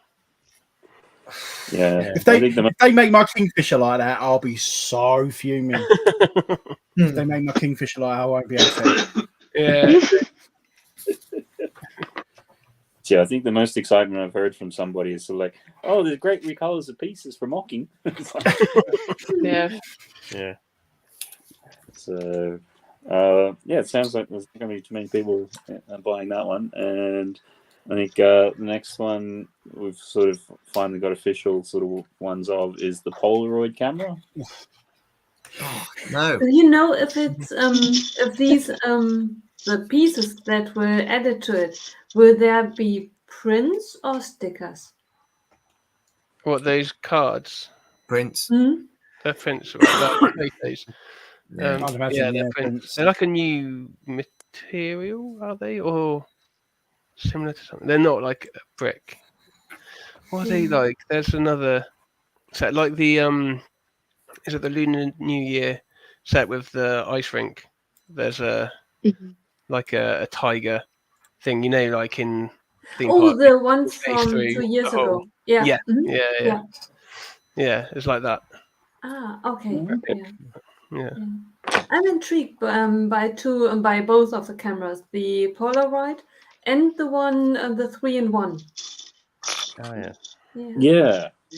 But why are they bringing out 2? That begs the question of like, do we need a Creator Stream 1 and the other one? Because I'm not drawn by either of them, to be honest. Like, yeah, I agree. I'd rather spend the extra and get the real thing. Yeah, that's going to be the argument, right? Well, is it going to cost more? Is it going to be like with the was it the Atari? Where the Atari, maybe, or was it was most cheaper to just go and buy the actual thing that is being replicated? Craig loves that camera. Yeah, he loves it. That's being in that camera. And and good old fashioned. It's we are linked together, Craig and I. If Craig hates it, I'm bound to love it. Yellow cube, football table, Hedwig, it's me. I just want to put you two in a picture together now and take a picture with a Polaroid camera. Oh, you and Craig, that would be brilliant. Yeah, no, I saw Craig's hemorrhoid comment earlier, and it's like, can I scroll all the way back up and find it? Probably not. So thanks for popping that in again. Why does he think it's hemorrhoid? Matt, I need to make a test. Craig, what do you think of Rocket Raccoon? hang on. You're not going to say it, are you? You're not going to say you like it, are you? I don't mind that one. I like that one. Terrifying. Well, it's a Dobby, and that's bad enough. Yeah, the Dobby one is terrible. But no, I think it's interesting. I like the minifigure that comes with it, but yeah. What, the Groot figure? Yeah, the minifigure looks great. Yeah. Not scary. Do not like the look of that at all. I remember seeing it and I was like, imagine if you like forgot you built that and you just walk into everybody and go like, oh my god. Or don't tell your partner you're building it, or just like, it just looks terrifying. No. Is that like maybe when he's like rabid, or like before he's like intelligent or something? Do you know what I mean? Like he's just like ah. No. I mean, I think Trev will be terrified of that because he was scared of Dobby, and Dobby didn't look scary. He looked creepy, but creepy is not the same as scary. Yeah. And Monarch, not the roadkill pigeon Hedwig, Nicole. Oh, that's terrible. That's it. Don't get me started on that. Nicole, do you like those like crazy dolls that look like they're going to kill you in the night? You know, those like little children. You know, not yet. No, okay. No. Oh, but I have a feeling I need to check them out. You need to check out the Little Britain plushies, which I came across on Facebook Marketplace recently, which are absolutely horrendous looking, and apparently they talk as well. Oh my god! I got that. I'd rather have the new Privet Drive. And set of 2024 is the new Hedwig. We've got Chris's number one pick for next year already lined up. What is coming out in January? Is there loads coming out? Yeah, well, the sets I'm looking forward to January the 1st is at the moment just the Sonic sets. The one that's Shadow, Knuckles, and Rouge. That's it. That's coming out. Looking for that's what I'm going to get January the 1st. Yeah, I was looking forward to the X-Men Jet, and then I saw the price on it. It's like £8 for not even 400 pieces. It's like 359 or something. It's like, wow, that is. Just is it important to like? Is it important to acknowledge the price per piece ratio? Because you hear mixed views about it. It's important, the price per piece, and then some people say it's not here because obviously the size of the pieces that can be big. Yeah, it can vary. It depends. But Tiago thinks that the price per piece ratio means something, but I think but then you got a lot of other AFOLs that say no. I think it is a loose guide. It's a loose guide, isn't it? Yeah. And it depends on whether you are someone who sells Lego and wants to make a living out of it, or whether you are just a fan like me. So sometimes I look at the price ratio in regard to the actual plastic that I get, the material, how much money does Lego make? Does it make sense? And sometimes I'm willingly spend more for less because there is an emotional value to it. I buy more for the feeling that it gives me. But I know that I overspend. Is there a link between if there's higher price per piece that it's more likely to go on a better sale? No, it will come down to categories because for Duplo, you have a line but then you got your pieces, and because if you have a Technic set which might have 4,000 pieces, you're gonna have about 1,000 of them, almost being pinned. The black ones, the blue ones, whatever. So it's like the Hoopty. The Marvel one. It's a similar kind of thing, right? That's got to be on sale already. There's a price. It's been priced to go on sale, is what it seems like. Yeah, and there's already been on clearance. Apparently, it's not even. I've seen this in America. Like it's like Walmart's and stuff like that. They like put them out early, and then they're not on their system, so they're like, "Oh, we're going to get rid of this stock. Like let's clearance it." That brings us back to the decision of: do we talk about among us as just people who like Lego and buy that for ourselves just to build it, or are we a seller a third-party seller who wants to sell it to us? Because it is my understanding that they have to pay Lego a certain price to get their product, and if they then have to discount it to move the product, I guess at some point it doesn't really make sense for them anymore. Yeah. Yeah, but it's also the sort of thing too where if you're going from wholesale to retail, you're going to have at least 100% markup. So even if you have, just play with numbers. So if the retailer buys it for 100 and sells it for 200, they're obviously making the 100 difference. So then even if they have a 33% sale on something like that, so it brings it down to whatever it is, 133 or something, they're still making money on it. Okay, yes, it's not as much, but then sometimes it's also the sort of thing, well, you come in, you buy this, but then you also buy a couple of other items which aren't on sale. Or they just shift in bulk, if you can shift something fast enough.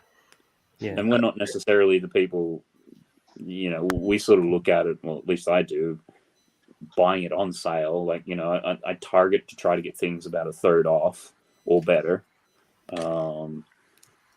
And because they're still making money on it. But I think getting back to your other question, I think the price per piece, yes, it's not idiot proof because, if you have something like Rivendell where you've got the tiles on the roof, there's a lot of small pieces and things, but it's a good place to start as a guide. And then you've got some of the Jurassic Park sets and things, which I know Barry loves the dinosaur at the moment. He got sent the wrong one a couple of times.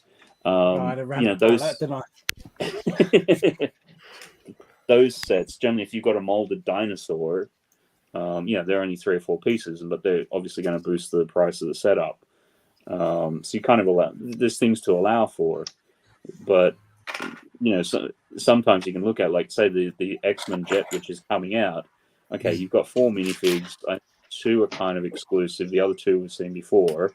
The pieces aren't huge. And there's not a great deal of them, and you're, basically at 20p per part, whereas a lot of the other sets will be 10p per part as a bit of a guide. And you look at it, and you go like for 80 pounds for that much plastic. No, I'm not seeing the value here. Like, even if you had it at half price, it's like that would be. I would have thought the retail price would be like £40, maybe £50. So that's certainly not 70 or 80. Like, that's just kind of crazy. Well, unless the set's exclusive, how many people really try and buy it full price anyway? Unless they're getting something out of it, like if we purchase double VIP points, that kind of thing. Most people try and get it cheap on Amazon and places like that, don't they? Well, I do anyway. Yeah. So, yeah. And one rogue figure. Yeah, exactly. I do want a Cyclops as well. Got however many Wolverines. Magneto's I know it's probably iconic for 10 people out there. But yeah, and then Rogue looks awesome. Want a Cyclops. Yeah. And the ship does look cool. Like, it's an iconic plane. But I'm not paying 75 quid for that. Absolutely no way. Yeah. No. People get it, especially if there's a mansion coming as well. Like the Professor X skull. Yeah. I wonder if the is it a plane, did you say? So plane. Yeah. I wonder if the plane has got I wonder if it will be able to sort of connect with that mansion. I wonder if it's something you can put with it. Well, they've done it with the Spider-Man set recently with Sandman, so I can't see no reason why they haven't got that pre-plans possibly. The problem we did with the Batman set, the shadow box, is that they should have somehow incorporated where they might have been able to put the Batwing, the new Batwing in there somehow, or clip it somewhere, or sit on top of it somehow, or something. I don't know, but I'm sure they learned from that, really. Yeah. I love Craig sort of comment. When is the Lego store last week? Got beaten up and 100 quid taken off me, and it was less of a crime than that X-Men jet. That's good. But if they make like a play feature in the X-Men mansion for this set, is that also? I mean, I know that's kind of probably quite a standard thing for a toy company to do, but it's a bit like, so now you've got to go and buy this add-on pack at a ridiculous price. I mean, I'm sure it'll come down to 50 quid, but even 50 quid is quite a lot. But yeah, you've got to go and buy this to complete the other set. And that's smart on Lego's part, though, isn't it? Doing stuff like that. It's how because kids be like, oh, I need the jet now. Yeah, because exactly. It's not complete. Well, you look at other toy companies like Hasbro and things like that, and they'll have like a series of, let's just say, Marvel characters, Iron Man, Captain America, Thor, Hulk, whatever. And in each one of those in a series, they'll put a piece of a buildable figure. So it'll be like, you buy this one, you get the head. You buy that one, you get the torso. You buy this one, you get the left arm. This one, the right arm. So, obviously they do that very much. If you want people think they were getting that with the CMF Marvel. Yeah, the Juggernaut. People thought they were going to get. I can't remember what it was. Yeah, it was the not Juggernaut. Sentinel. That's it. Sentinel head. That's the one. I thought they were going to make Sentinel, but that is something they've done with the Marvel, with X-Men figures in the past. You create a full Sentinel by getting the different characters. With the jet, then, if it's going to marry up with the mansion, does that mean that they'll have quite a cool play feature? Will like something pop up out of the ground for the jet to come out of? Because typically the jet's underneath the basketball court. Yeah. Pops up out under that. Do you think the mansion will be enclosed? I think it'll come down to how big they make it in terms of, are you doing the mansion with the danger room as one set, or are you doing them as two, or one this year, one next year? I think that'd be a big disappointment if it's not. Yeah. Well, it depends. Is it a playset? If it's aimed at kids, I'm just thinking, because they was on about this on Good Morning Brickworld on Sunday, and they were talking about whether it's going to be enclosed.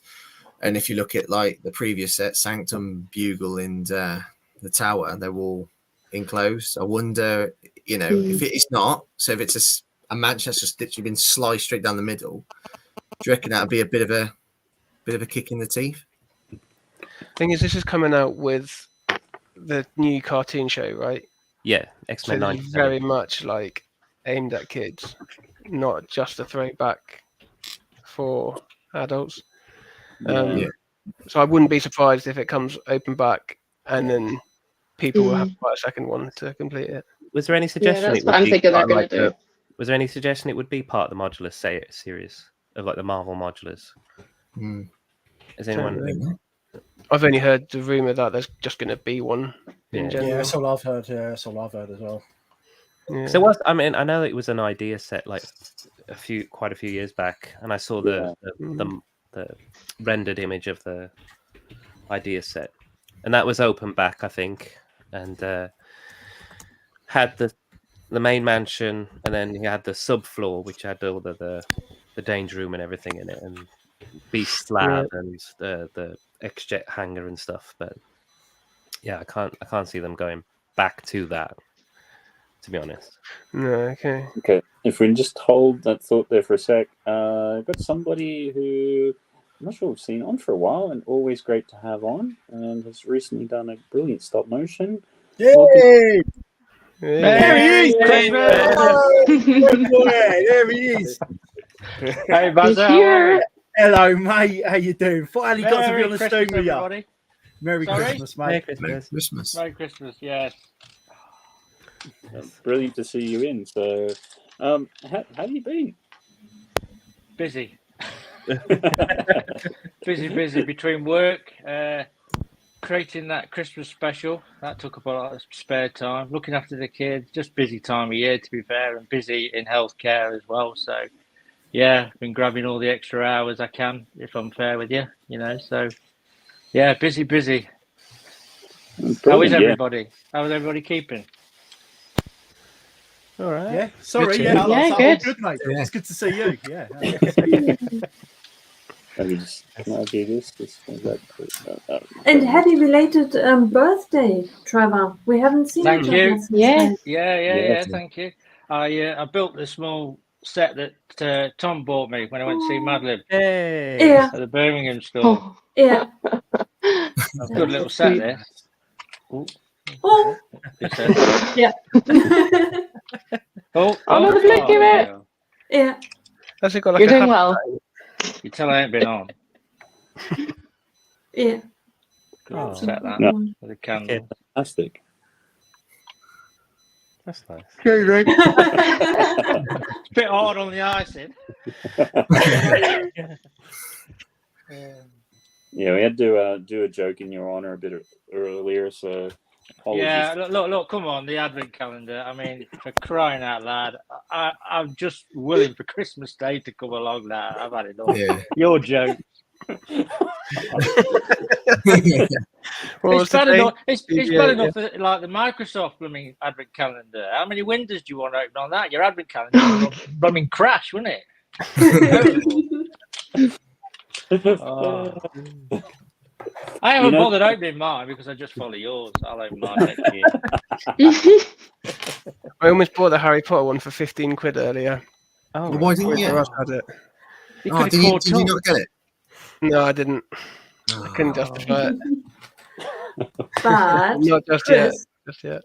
Yeah, you will be proud of me because I saw it for 50% off, and I bought it. Oh, nice. You do have some sense then. I came to my senses. No, that's good. No, that's great. No, I'm able to I'm able to come to my senses. That's good. No, good, wise choice. Good choice, Nicole. Just replace Mini Doll with Harry Potter figures. So. Yeah. No, I think I saw it in Argos for like £12, and it's still like, it still needs to be cheaper. Yeah, I saw it there as well, and I was like, eh. But this is the question though: do people, like, if they start to see them reduced, do they buy them and then like just start manically opening them like during December, or do they like hold it to next year? It's like a little like, I've saved money, but I'll open it next December. Like, what do you guys do? I get involved in the hype too much. I don't wait till they come on offer. I buy a month in advance. Yeah, mate. I wait for a little discount, but I know I buy it at a point where I know it's going to be discounted even more, and I just open it all, and yeah, can't wait. Wait, you open it all at once? You don't even wait for like the days? Yeah, I do. Sorry.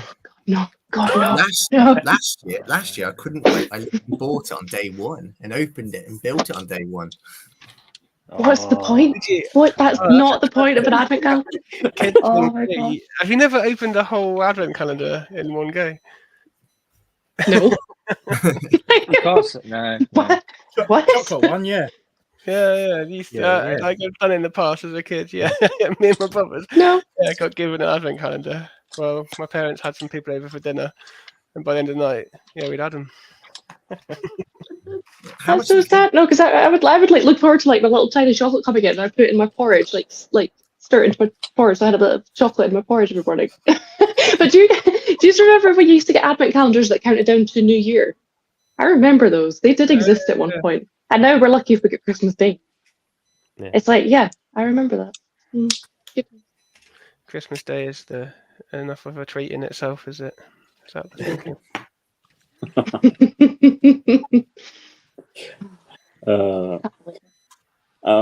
I think we haven't really done this, so we might just do it very quickly. What are people actually building, and sort of if you are building anything or taking it apart?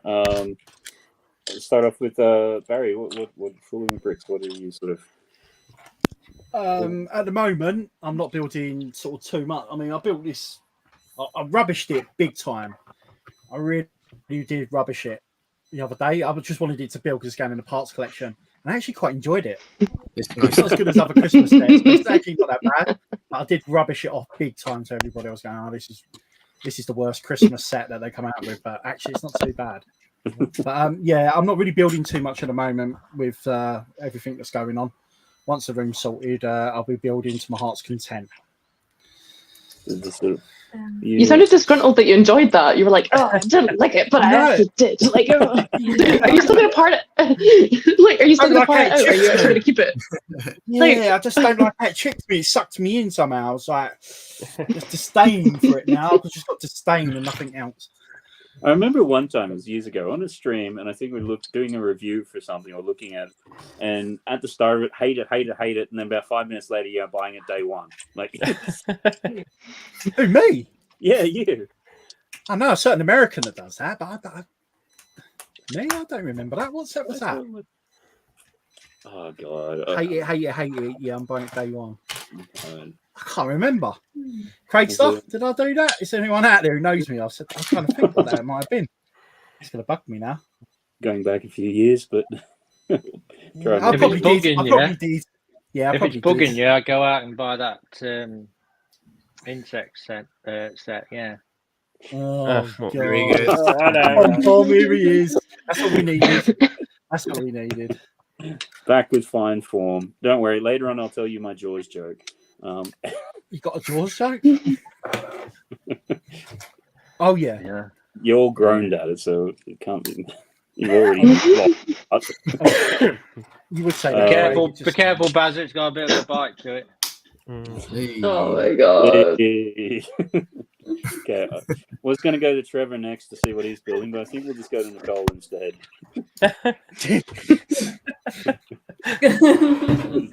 I already built the carrot. Nice.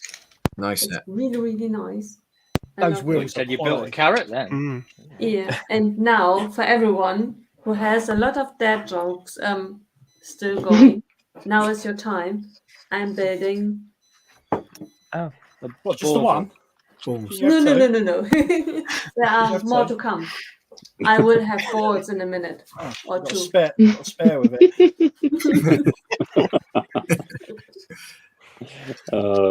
Okay, cool, excellent. We'll look forward to seeing multiples later. Coming back, Trevor, what are you sort of jiggery pokering building having a look at? It's what Nikki bought me for my birthday. Oh, nice. Yeah, nice. You do get to build it before Christmas then. Yeah, she said you can have it for your birthday, so I haven't got to wait another week. So I decided, got to open it, got to build it.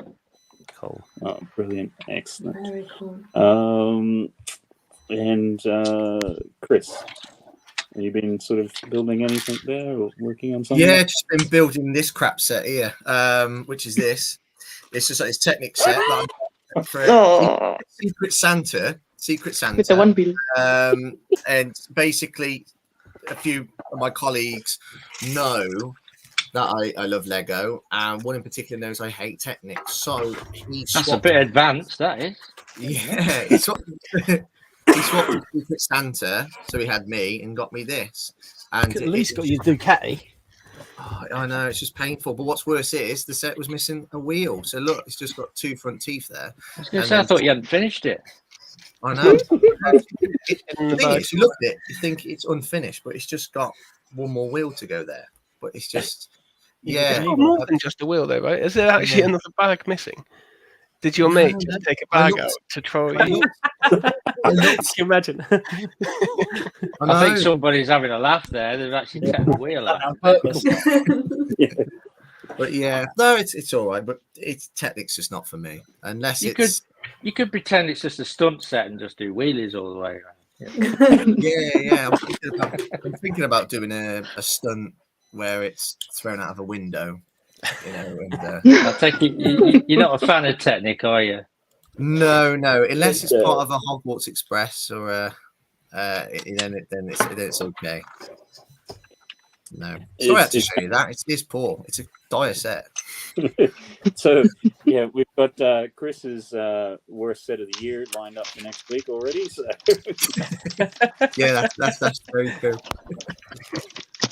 It bypasses the disappointment category and just goes straight into the worst set of the year. So. Well, what's even more disappointing is going from I've just finished building the Home Alone set, so going from that to this set here, it's like being kicked in the nuts every day.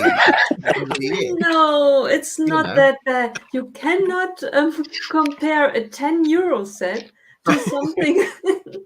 Oh, sorry. Let me just phrase that. You know, going from the Home Alone set to this is like being kicked in the nuts while standing on Lego bricks barefooted. You know, that's about it. No, I don't like this set. I really don't. You know, whenever anyone gets your Lego set now, it's going to be Technic. Right?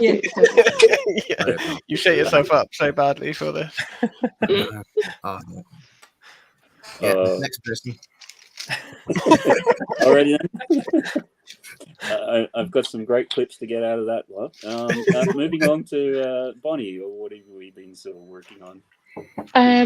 So I'm very glad that Trev just dropped in now because he will fully appreciate this as much as I do. But I finally got to build my Peter Pan bit. Yeah, that's it gorgeous, very much is. So I managed to get this done in the stream. So I've been saving this one Just looks so good. I'm looking forward to turning the lights out and seeing like the glow in the dark piece and how that looks. It's like really nice size. Yeah, it's a really good size. So. I love blue that set. Love nice. That set.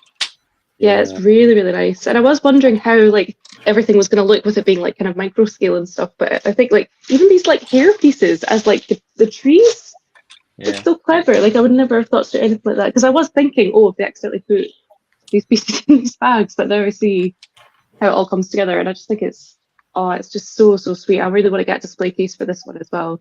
Is it quite unique since like it's got some micro scale builds, but it's also minifigure compatible at the same time? Yeah, maybe it's like that kind of what's that called? Force perspective. Like, yes, they talk about it on Lego Masters, and I'm like, yeah, maybe that's what it is. So it's like, oh, they're flying, but they're like far away. I like the nighttime hue, the color of it, because of the nighttime hue to it. Yeah, it looks a lot nicer there than it does in the pictures, actually. It's the clock faces. Yeah, no, it's. Yeah, the clock faces really do illuminate in the dark as well. Oh, they're printed. Yeah. And I think the moon piece was glow in the dark as well. Yeah. It's such an underrated set. I love it. It's such a it's really nice. But it does make me really want the retired Big Ben, so I can do like a kind of grander scale version of it. But no, it's fantastic, and I actually think it works really well because I did think, oh, is the sand blue sort of going to work because you've got everything else is kind of like there's a lot of blue going on. But I just think it looks so. I can see why they've done it kind of like with glow in the dark elements because it's just a nice. I'm almost tempted to display this in my bedroom actually. Just as like a nice kind of like cozy feeling to a set. I don't know if I've ever described a set like that, but that's kind of what comes to mind. But I definitely want to get a display piece for it. Just to Disney 100 guys, of course it needs a case. That set is just a reminder again of why Disney this year has been theme of the year. It's been so good. Hell yeah. It's given me an idea for a mock, that set. That really has given me an idea for a mock that I think people might want to see. I will definitely want to see that. We'll look forward to that, Basil. Yeah. Look out this time next year on ideas. That's really given me an idea that I've never seen anyone do yet. Thanks for showing me. And it's hard to get the Disney ones through, so definitely like just power through with it because there's so many underrated ones that get submitted that are Disney, and I think it's an IP thing. I think it's just because they'll be too expensive to try and do, but oh my god. So if that Snow White set comes out on March 1st, oh my god, I'm going to be buzzing. That's going to be day one for me. Yeah. Okay, excellent. I'm glad got an idea there for Bazza, and also too, I did see your comment a bit earlier, Bazza, too. So, just in the private, and I think brick stage pass there for Trevor. When you building the press frame, Trevor? Probably going to start that on Boxing Day. I've saved that for a Boxing Day build with the kids. So. Oh, nice. Yeah, I should be looking forward to that. Excellent with that. I made sure as well, because apparently you can get the wrong stickers. I've learned about the mirrors, the shiny ones. I've made sure I've got the correct stickers. So I learned about that. So I went to check that. Didn't they also have some of the country names were misspelled or something in one lot? Yeah. Right. I was only in one lot, was it? If not just... I saw someone... who did a review saying, they'd spelled the names wrong. And it looks like Brick Stage Pass is looking to build his then, and Greg also looking to build his around that as well. So it looks like there might be a few little trains there. I don't know if you might have missed it a bit earlier, Trev, but I did see on Rebrickable this week somebody's actually done. Like taking the set and then adding some extra pieces into it and then gotten the engines to look much closer to the original submission. So I certainly saw that and was like, ooh, that might be tempting now. So, and you can do it in green and blue.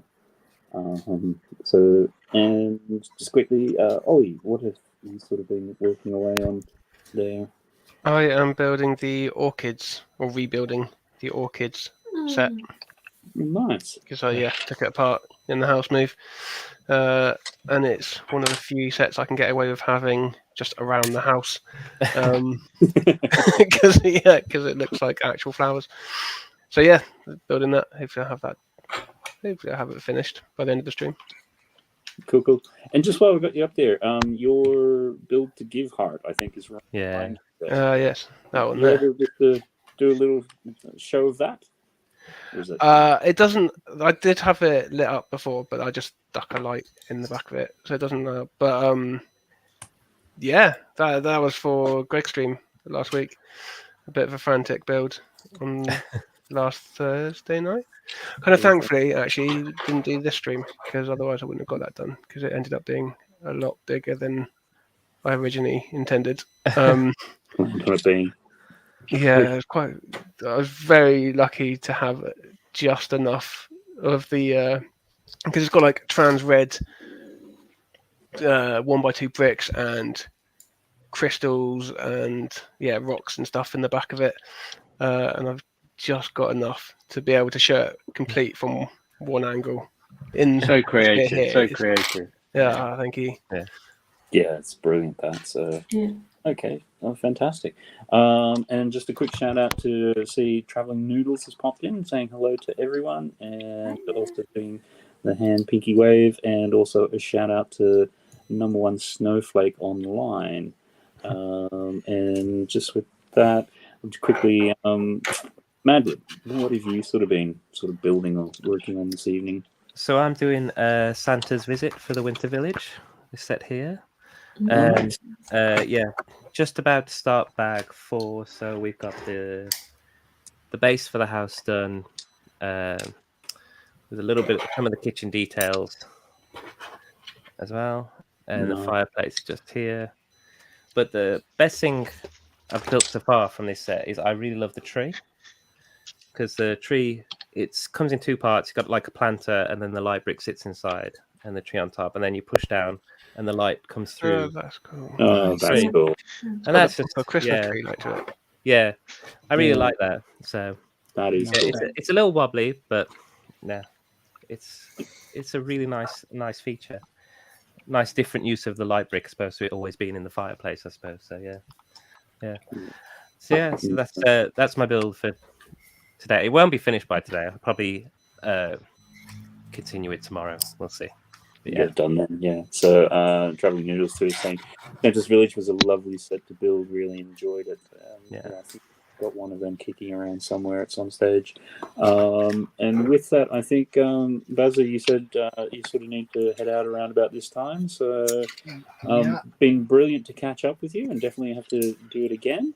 No, it's been fantastic to be honest with you. Like I say, it's been a long time since I've done a live, other than with Craig and Aaron and that. So, and it's good to meet some of you guys that I've not spoke to online before.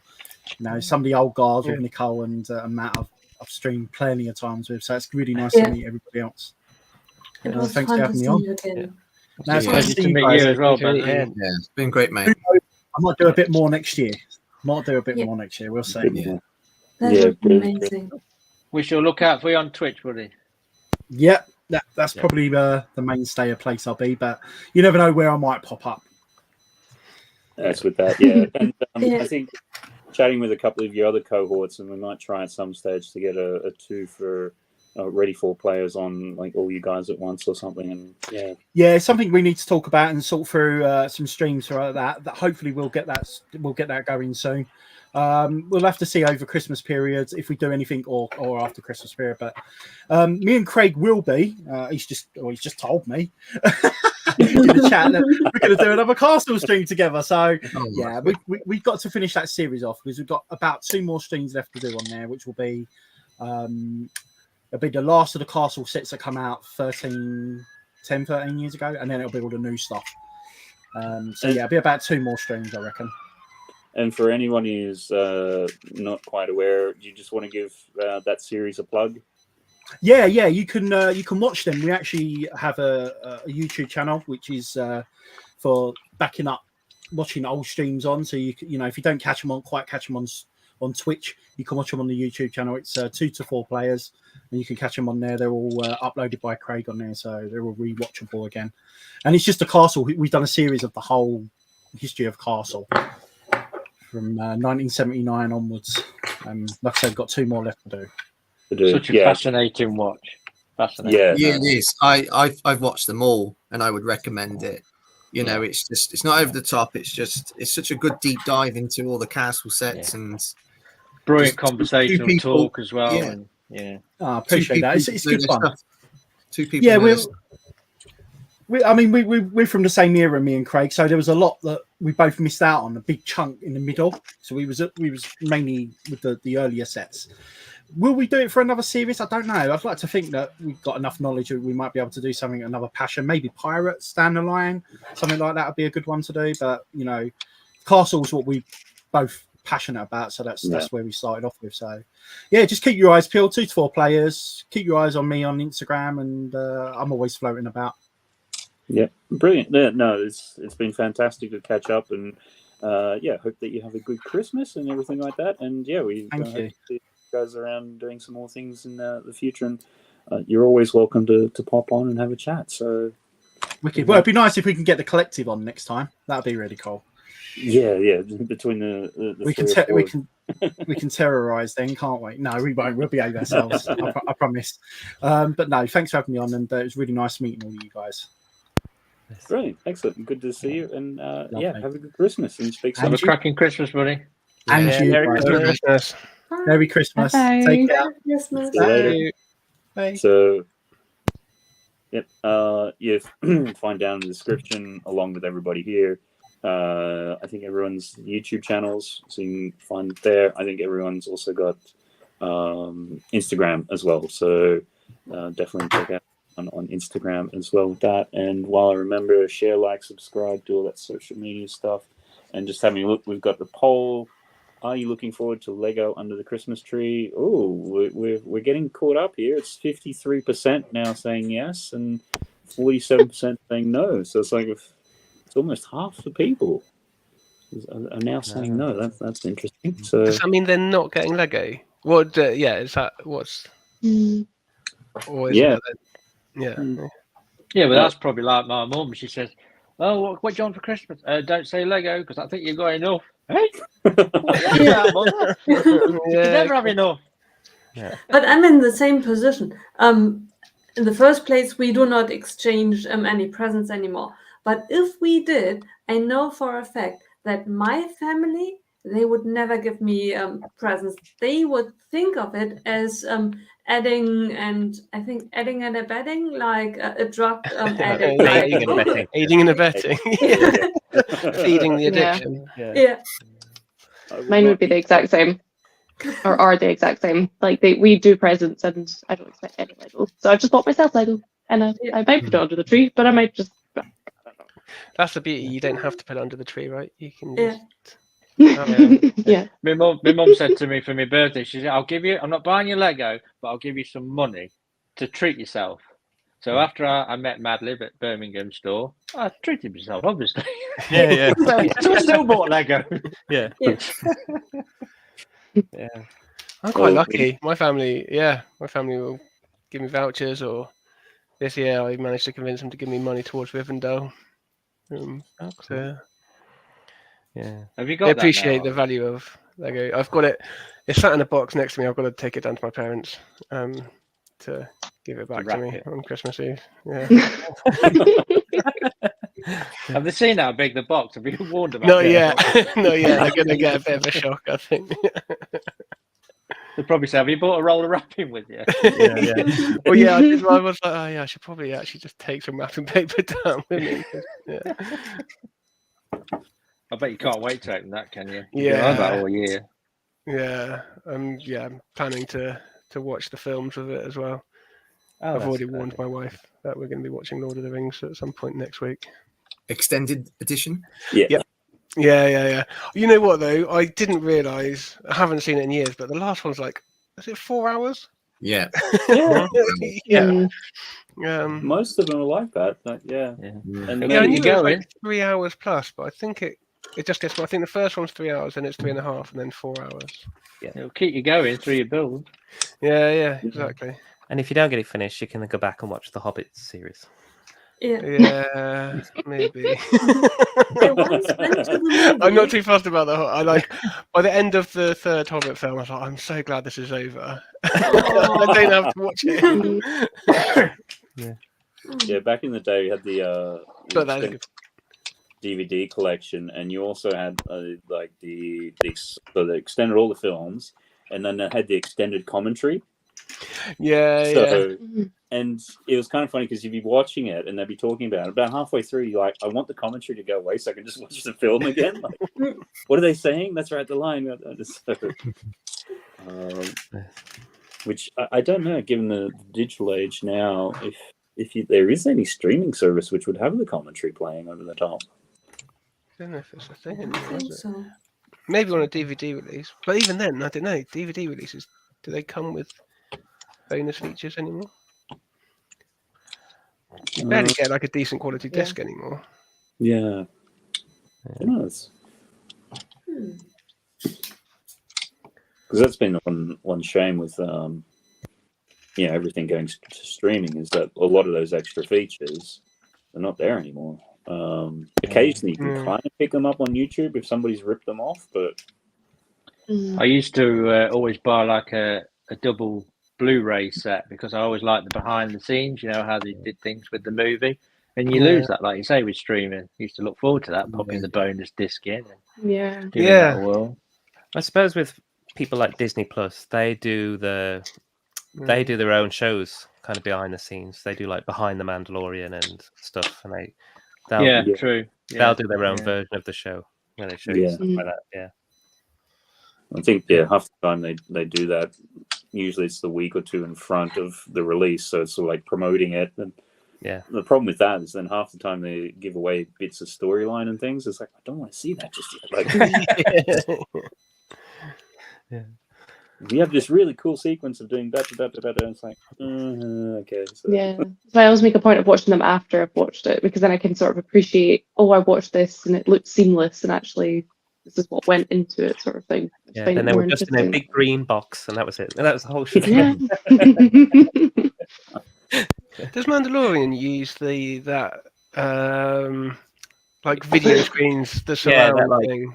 Yeah, 24K screens. Yeah, that's amazing. They did it on some Netflix show as well. Yeah, I can't remember the name of a German thing, or no, international thing, but yeah.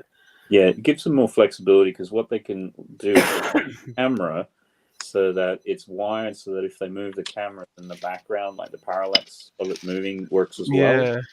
So then if they, like on the day, want to change a shot slightly or whatever else, they can do it because you've got that there. And then also because you've got the screen, rather than it being like green or blue and you're getting like on the actors, like the edges of them, the green and the blue. Yeah. More closer to the proper light. So and I imagine for the actor as well, it must be easier for them to get into the role of it because they're kind of there. They're not just in a green room. Yeah, they've got a bit more things to respond to and a bit more context rather than okay, there's this green thing in that pole that's coming across there, which is also green. What was that again? Like. Yeah, I think it's the same kind of 3D modeling technology that they use in creating those 3D worlds in the screenscapes. That's what's being used as well in more up-to-date gaming. With that kind of I can't remember what the term is, where the polygons are they're being rendered and they come into focus as you get closer, and it's constantly re-rendering the background around you and stuff. But Yes, the way the texture mapping is working, because if it's too far away, you'll just have a really low res one. But then if it's coming right at the camera, then I'll up-res the texture to the latest one. So you're not seeing pixels as such. Yeah, that's why like Spider-Man, the new Spider-Man games, when you're flying through New York and then you land in somewhere else, it renders relatively quickly. It renders insanely quickly. I'm watching someone play that right this second, actually. It's so good. It's a really good game. It is, It got Game of the Year, didn't? Well, PlayStation gave it Game of the Year. Funnily enough, I mean, So, by the same studio. And with that, I think I saw Ollie during the week. You started to play with the new boxes. Who's been? Yeah. Been the Yeah, new, I had my first experience of a pad box. I've been very quickly won over by them because you can just get more in them for starters. Yeah, I must have been pretty bored. It did make me realise I was like, I've got so much time on my hands. Yeah, because stacking it in the Lego shop was really easy. So I just then was like, I wonder how many you can get in a cup, and ended up counting it and doing stacking. Stacking cups is so boring. It's so boring. Like I've never really done it properly, and yeah, it took a while. But yeah, that was really interesting. I say interesting. I found it really interesting to just see how much you could fit in, and it's considerably more. And I think there's like stacking a box with just bricks compared to a cup. I think you got nearly 100 more bricks in the box. And I did some like real rudimentary maths and figured it was like 4p per 2x2 brick. And so it's kind of like you get £4 worth more of Lego in a box compared to a cup. In that particular scenario, I did. Yeah. The only thing that you mustn't count in is the time, because I went to the Lego store for the first time with boxes too.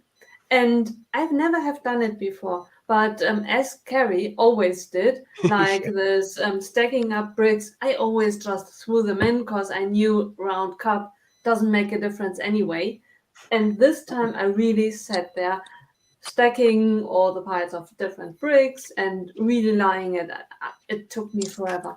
Yeah, it does take ages. It gets to a point where it's like, okay, I value my time more than. And also, like the setup in the store, because I actually had my first experience with a pad box as well recently, and it was like one of those kind of days where it was like super busy in the store, so there just wasn't that space to kind of stand there and like do that sort of thing. And also the parts I was picking up, they weren't plates or anything either, so I was still really happy. Like I had a big grin on my face when I finally got a hold of a box, because my last experience of holding a box was in July, holding Matt's one that he let me borrow when I was in London. So I was just throwing like all these random parts in that I was just excited were on the wall. So, but yeah, I find it interesting though that they're going to just discontinue letting people use the cups at all, because it's still like reusing them. But yeah, because I actually still find them very useful, but I guess I'll just use them for storage now. But in saying that, when I emptied out all of the cups and like to do a sort of like comparison of the box and like to store them away, I don't know about you guys, but I've never actually experienced clicking closed the cups before. I didn't realize they clip shut, because I've always like in this Edinburgh store, they're happy for you to like tape it like just enough. I didn't actually know that they clip shut. So there you go. But yeah, I'm hoping they do hold up. Like they feel quite sturdy, the cardboard ones. But yeah, I didn't even have a look at the small one. I just grabbed a big one. Yeah. So yeah, but it was a lot easier to stack it for the box if you're just after like bricks. And yeah, mostly it was like, because it was just so much more thought to do it for the cup, because I was doing it with 2x2 bricks and I had to like do all these different formations of it, and then it's like, okay, that doesn't fit, so now I've got to take that apart and swap out some bricks but with the box it was literally just like, right, I know that I need to get 19 bricks in a column, and then that's one bit done. I can just get that in and then do it again. Yeah, I think if I ever have like another like planned trip though, like because how often, like, but say half the time I go to the Lego store and end up with like some pab, it's like half the time it's not planned, so like I can't foresee this. But anytime that I go planned, I'll probably like with the cups, I even used to just get them to empty it into a bag rather than like, so that we wouldn't end up with loads of cups. But like I think with the boxes, I'll definitely be more likely to do that and get like an actual sealable like Tupperware dish or something, because I just don't know if I trust that the cardboard boxes will, like, you know, if you got really small stud pieces or something, I don't think I would trust that they would stay in it. So they tape I was taping mine up myself, but I think they do have like a sticker they put on it.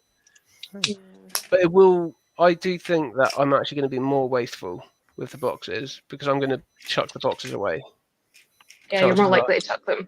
Yeah. With the cups, I keep them and reuse them. But I'm probably not gonna. I might store 1 or 2 boxes and like take them just in case they happen to run out. Yeah, they're more like portable as well. You can like refold them and like just have them so flat in your bag compared to like a cup. You can just put them in. Like I've got a laptop section in my bag. Put them in that. Don't they give you any incentive like they do with the cups when you take them back? No, anything they got rid of that. So it's kind of like a price hike. It's a price increase, really, but just a bit hidden. No. But at the same time, you do get. I say it's a price increase because you can fit more in. So I'm pretty sure you make back your 50p or 75p, whatever it is, pretty quickly. You make back your time, as you were saying, because the time is like not having to battle with like a round cup, like with your stacking, compared with just like a rectangular like box. Because time is precious in the stores.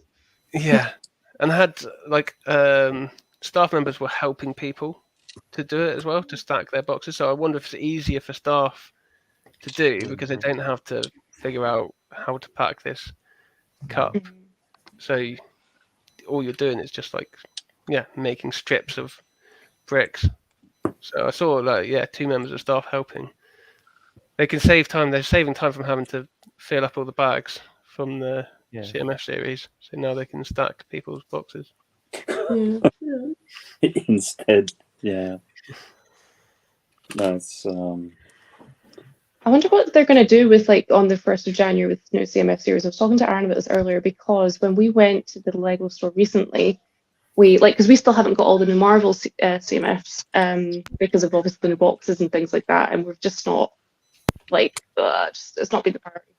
And we were like, but we really do want like one of all of the new like standard CMFs. And when we went into the Lego store, they actually mentioned that they had some doubles of like the Marvel ones. So obviously, I don't imagine they'll be ripping open boxes like what they did with the bags, maybe to like help like people just get one of each on release day. They might, I don't know. They haven't said they will, but they were doing like a trade-in sort of thing.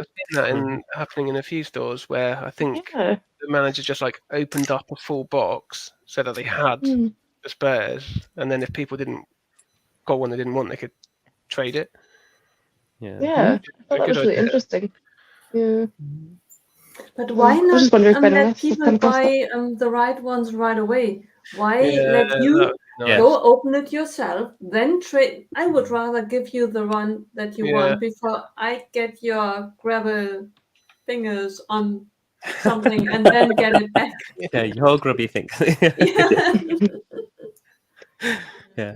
So we'll be taking our like really super sensitive skills, I think, with us on release day, because I think who was it? Someone on YouTube like released like they're kind of like they'd done like someone on LAN had like micro weighed them all. The weights, the weight chart. There's differentiation between the weights this time, so I wonder if Lego have like done something so it's actually like got different weights. Did you see as well that someone went in with or got like a load of them and used like a little camera? Yes, it's like the thing that you use like in your ear. Yeah, that was an ear canal. Oh yeah. What was that? like I've an seen endoscope something with an ear person, and what somebody's got the little camera and you can slip it into the box. To see there's like a tiny little hole in one of the corners, and they just I'm not gonna lie, I'm tempted. If it gets to that point, I'm gonna be tempted, especially if they bring out more. We'll all be carrying around portable X-ray machines. Excuse me, in Tesco's. It's gonna look like forensic scientists or something with like micro scales and a little camera. Like... Yeah, can I have a bit of quiet, please, down aisle 1? I'm just. You have to ask people to clear the aisle when you're using your X-ray machine. You're there with your lead vest on. Yeah, the next time. Imagine me telling Tom, just look out for security. Next time I update the intro, rather than talking about feeling bags and things like that, it's like, we had to close down a whole aisle. People at either end, so we could hear into the thing. Like, I wonder though how well they're going to sell, because I don't imagine the Marvel ones have maybe sold as well as what thought. Because we've definitely not bought as many, because we've now got 3 Wolverines, for example. Like we're just kind of like deflated with it, because we're like, we don't want to be spending money and then like having loads of doubles, so we're just not buying them. It's definitely made me more picky. I'm not like, normally I would have bought the whole lot, but now I only really want 2. Maybe I'm being more discerning, but I only want 2 or 3 from this next series. But one of them's the GOAT. There's hardly going to be any of them. Like, they're going to be a tenner on Bricklink or something. Do we know if they're going to be releasing the boxes of 12?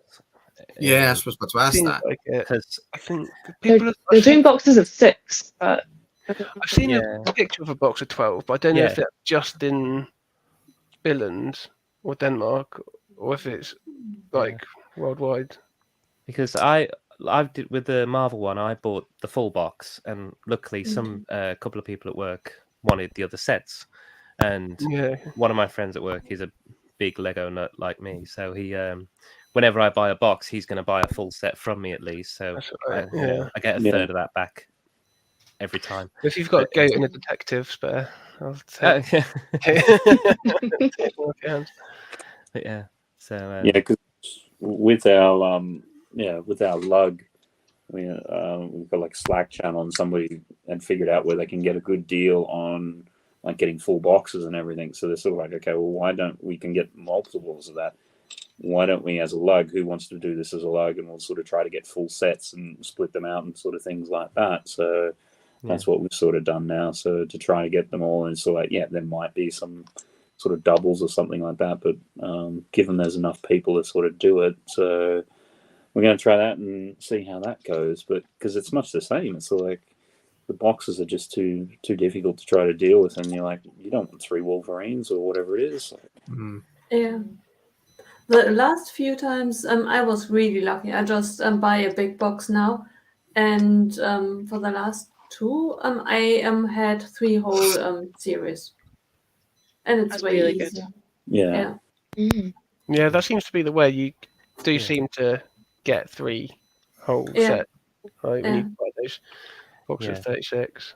They are sealed, so they come straight from Lego. So you assume that they should have been, sorted correctly. But I'm already starting to see people based in the UK that aren't like on LAN or anything like that. They've managed to get a hold of the full sets early, and they're selling them on Facebook. But it was laughing earlier though, because they're not daft, because like people are commenting saying, I've DM'd you to buy a set, and those comments, they're going, cool, great, thanks, they're replying.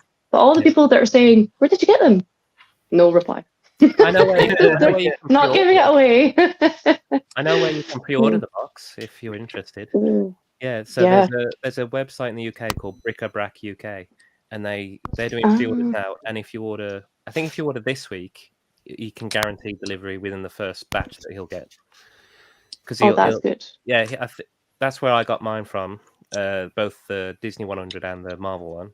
And the first pre-orders get the first batch, and then he'll do a second and a third pre-order lots. That's good. Do it. WH Smiths, I think you can get a whole box, and they work out to be £3.47 each. Say again, sorry. They work out to be £3.47 per fig. So actually 3 pence cheaper. But thanks for the tip, Madeline. Because some of those, I think I was looking through the Marvel ones, like the Moon Knight ones in particular, they're on Bricklink for about £8-9 each, sort of thing. Really? That's a lot of people think that particular minifigure is the best figure of the year. Of the year, it was really good. Moon Knight was really good. Yeah, I can't remember if we got that one. Covered in printing, isn't it? It was, yeah. It is cool. Yeah, I did get the full set of the Marvel ones. I had to. I've got the first series, so I had to get the second series. Do you reckon that'll be it? There's water. Oh yeah. I don't know. Probably do a Harry Potter series. aren't they? No, there won't be. No, I just because it's such a it's a successful theme. I think sort of like these minifigures that we can get in CMF series. They're probably just being sets anyway. I don't really think it's. I mean, the CMF series 1 and 2, kind of a waste of time really, because those characters have reappeared in other sets as well. So but there were quite a few really nice ones in the CMS. I'm really happy that we got them. Oh yeah, definitely. But I think it's if there was this Harry Potter series 3, I mean I'll be happy. Don't get me wrong. But those minifigures will just appear in other sets, and I think I wouldn't want Harry Potter to take that space. I think it should be for something else. We can see how well that June set does, because then they could do a CMS with June with all the characters you could army build and everything from the June movies. Yeah, I mean, in the CMS series 1 and 2, you had like literally nearly every character is in other sets, like Professor Trelawney, that reappeared, Mad-Eye Moody, that reappeared, and so on. It was just looking back on CMS series 1 and 2, it was because nobody knew how successful the theme was going to be when it got rebooted in 2018, but it wasn't. It was a waste of time, really. But Chris, I'm not mad about these. I feel sad. I can partly understand why they have a Harry and a Hermione and a Ron, figures like that in a CMF. Because theoretically, there could be people who just buy CMFs to have the figures, and then you need Ron, Hermione, and Harry. But for someone who really buys Lego and Harry Potter sets, you think to yourself, oh, I have trillions of Harry Potters. Why another one? I don't even collect Harry Potter. I'm telling you, if I die and my family has to dissolve my my collection, they will think that I'm secretly in love with Harry Potter because they think. She got to think of Daniel Radcliffe. We love Harry Potter, so we're going to play the music. But then you get hardcore fans that like to like collect all the different versions of a fig, though, because I would say having the same. Like, how many Mickey Mouses are there? Like, so it's probably similar. You can't sort of win. Sort of like you've seen like people review sets. It's like, oh great, another Harry Potter and so on. And then when a set does come out and there's no Harry Potter in it, some reviewers have said, well, actually Harry Potter was in that scene. Why isn't he in there?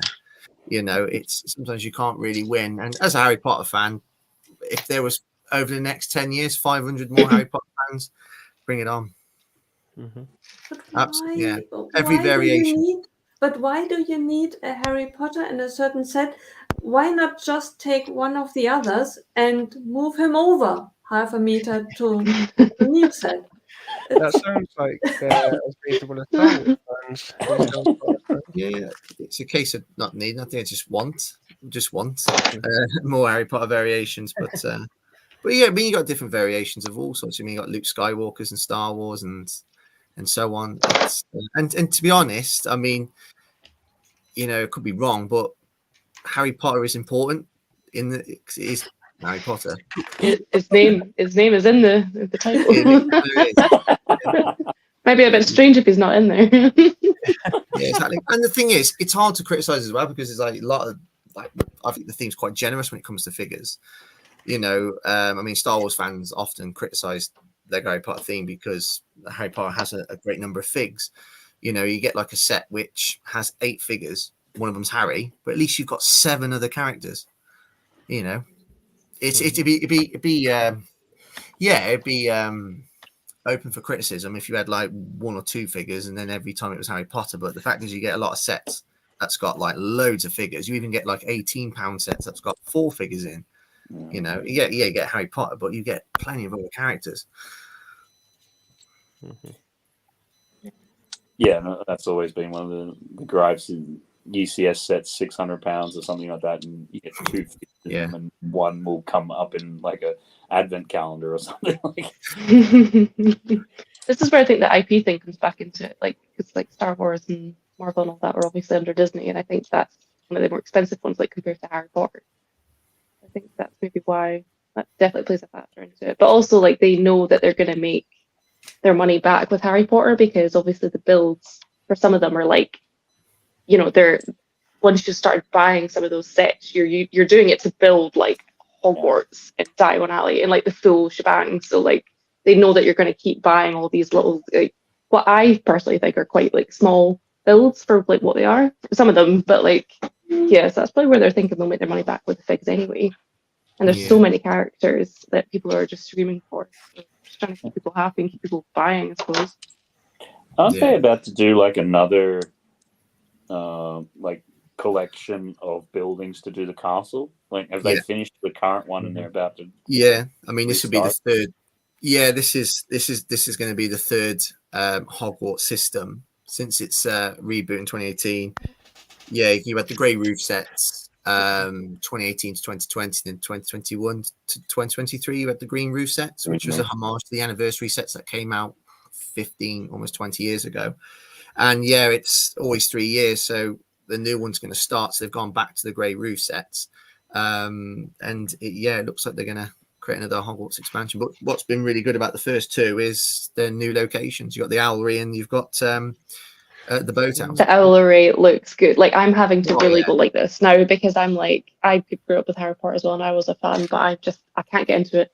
I cannot do it. It's just like a whole other rabbit hole, but they look so good. Like, the Owlery looks fantastic. That's fair. I was going to say to Harry Potter fans, kick off if it's just the same thing. It sounds like it's just like straight after another, like, oh, we finished this set, like, of Castle, let's start a whole new one. I've just done it. Like, give me a break, now I've got to start again. But if they're different, then yeah, that's quite cool. The other thing they do for completionists as well, isn't it? They put collectibles in there. So this time it's portraits. Yeah. What was it? There was those cards or something. There's like the tiles before. There was the little frog tile things. Gold frogs. And the gold figs. Yeah, the gold the 20th ones. anniversary. Yeah. This one. Yeah. That's it. Yeah, it's good. Yes, we've got portraits now.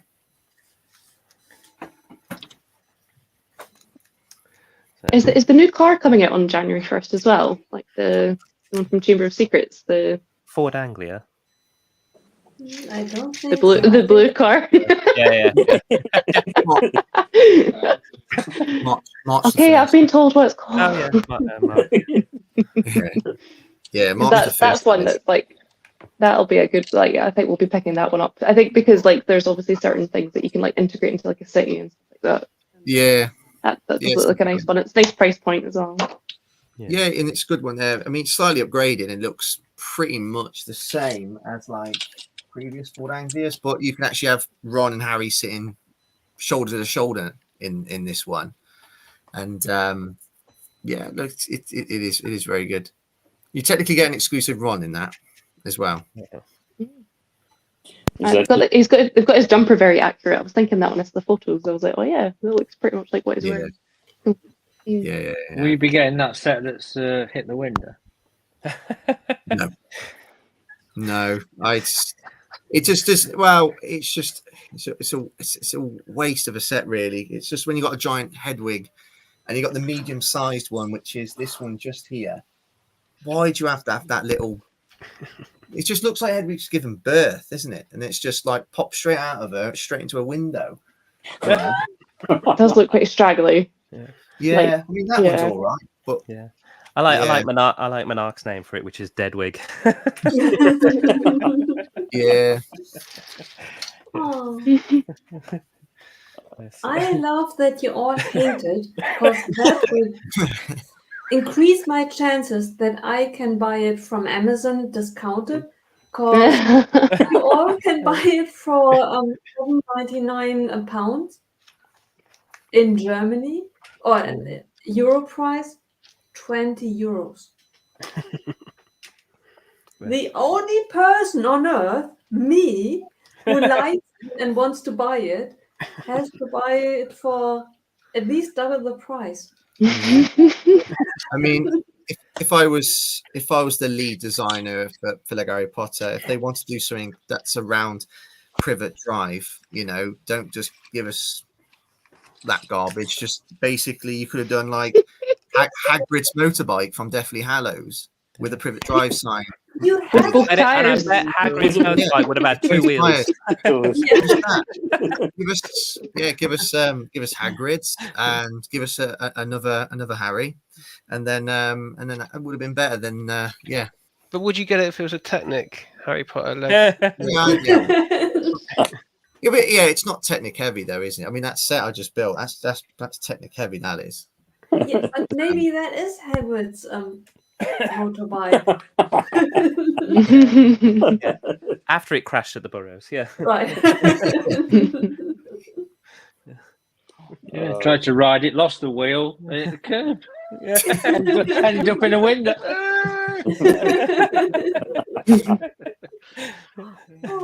I take it on that one. You don't like that set, then. Moving on. The Hedwig set, the little one. Yeah, no, it's just not appealing. It's definitely for kids and so on, or Nicole. Nicole, I think you should do your very first live stream with that set. Yeah.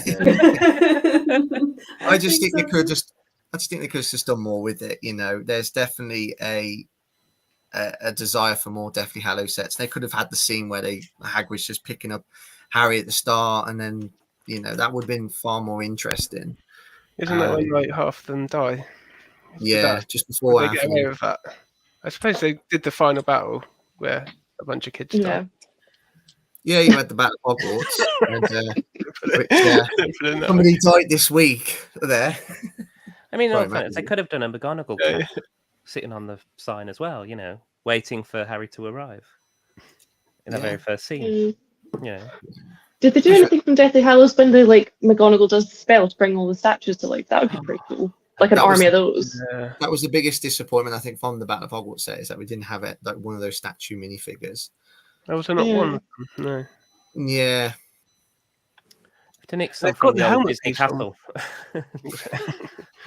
There's a helmet piece in what's it? What kind of helmets have they got? There's one of the Star Wars sets, Marok from Ahsoka. Yeah. Got a similar helmet, right? They could have. Yeah, they could have used them. They should do like a Bellatrix Lestrange minifig where she gets killed by Weasley. That would be pretty cool. Like when she's goes to stone or whatever. Oh yeah, that's really no nonsense, that bit, isn't it? Yeah. That'd be cool.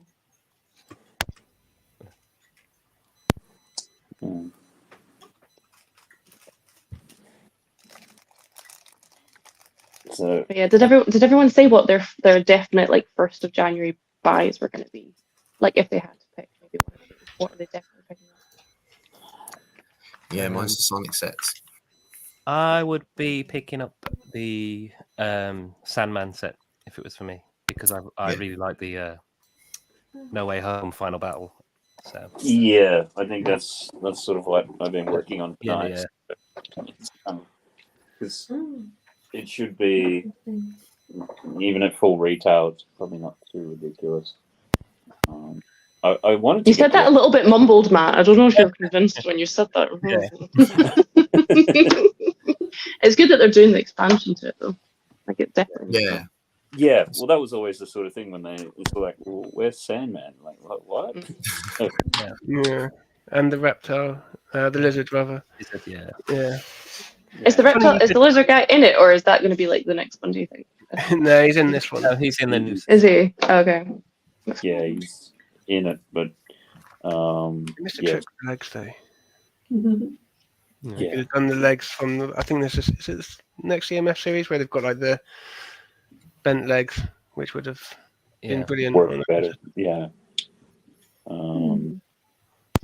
Yeah, I'm with Traveling Noodles. I'm going to buy 2 of the Chinese New Year sets. The dragon looks amazing. Yeah. Wow. And the Chinese restaurant, yeah. Yeah, I buy 2 restaurants to close it up. I think I've already seen someone mock it. I don't know how they've done that. I don't know if someone's managed to get a hold of one earlier or something. But I don't think it was anyone from LAN. But I feel like I have seen one. Someone's already. I think it was someone from LAN did it. Was it Hooray? Was it? I don't know. Someone did it. Or maybe they weren't on LAN. No, they must have been to be able to do it. Cheesy Studios did it. And I think he did it with one set. He just made it smaller, admittedly. But Okay. But yeah, You wouldn't know. It looks like really good. yeah. Yeah. Yeah, it's. I think as with all things, it's like trying to stay away from another theme. It's just like, Yeah. and particularly the Chinese ones, because they generally only hang around for the year, so they can get turned over pretty quick. I might get one of the calendar, the festival calendar, just to put on my desk. That looks quite me cool. too. And it's like only just 27 quid. Yeah. I quite like the. I might end up getting a Star Wars battle pack as well. Yeah. Yeah. So I'd pick up one of those as well. I really like the look of the 3-in-1 giraffe, actually. Yeah, that's. And cool. I'm trying to steer away from the creator 3-in-1 sets actually because I just don't have any place for them. But I do like the look of that one. That's really clever. And I have to get the new Mickey Mouse brickhead. I think you're sticking your neck out there for that giraffe there. That's a definite. There's a dream set when you're saying about Sandman. I happen to be looking at. I'm looking at the Lego website. And yeah, there's one called Sandman's Tower. Oh, yeah, that looks really nice. Yeah. Yeah. Yeah. I don't want to do the dreams. I can't do dreams. No. I'd have to buy them all. What about the just stick with your UCS? Yeah. What about the Monkey Kid set? Is that January the 1st? Yeah, there's something Opolis, right? Yeah. Oh yeah. What about that set? Anybody interested in getting that? It does look cool, but It's another theme though. It's another theme we cannot. Yeah. I think Monkey Kid's definitely one of those themes. I actually bought one Monkey Kid set once, and I ended up returning it to buy something else instead because I just can't get into another theme. But the Monkey Kid stuff is so underrated. Like it's so cool. We don't actually get it stocked in our Lego store. You have to buy it online. Like, they don't get any in. Yeah, they sent it all back. I wanted to get the mech, the Monkey King mech last weekend, but they sent all of their Monkey Kid stuff back because it wasn't selling. It says send it all to Leicester Square. So you can get it. I think it's a good thing about that set is it feels like with the amount of figures in the build, it feels like it's one of those sets you could buy and think, do you know what, that's enough for me in regards to Monkey Kid. It's one of those sets where you feel like, do you know what, maybe I don't need to. Yeah, that's exactly what I want it for. Basically, I just want that one set. Well, actually, I want the one from last year, but I want Monkey King mech, and then I think I'm good with Monkey King.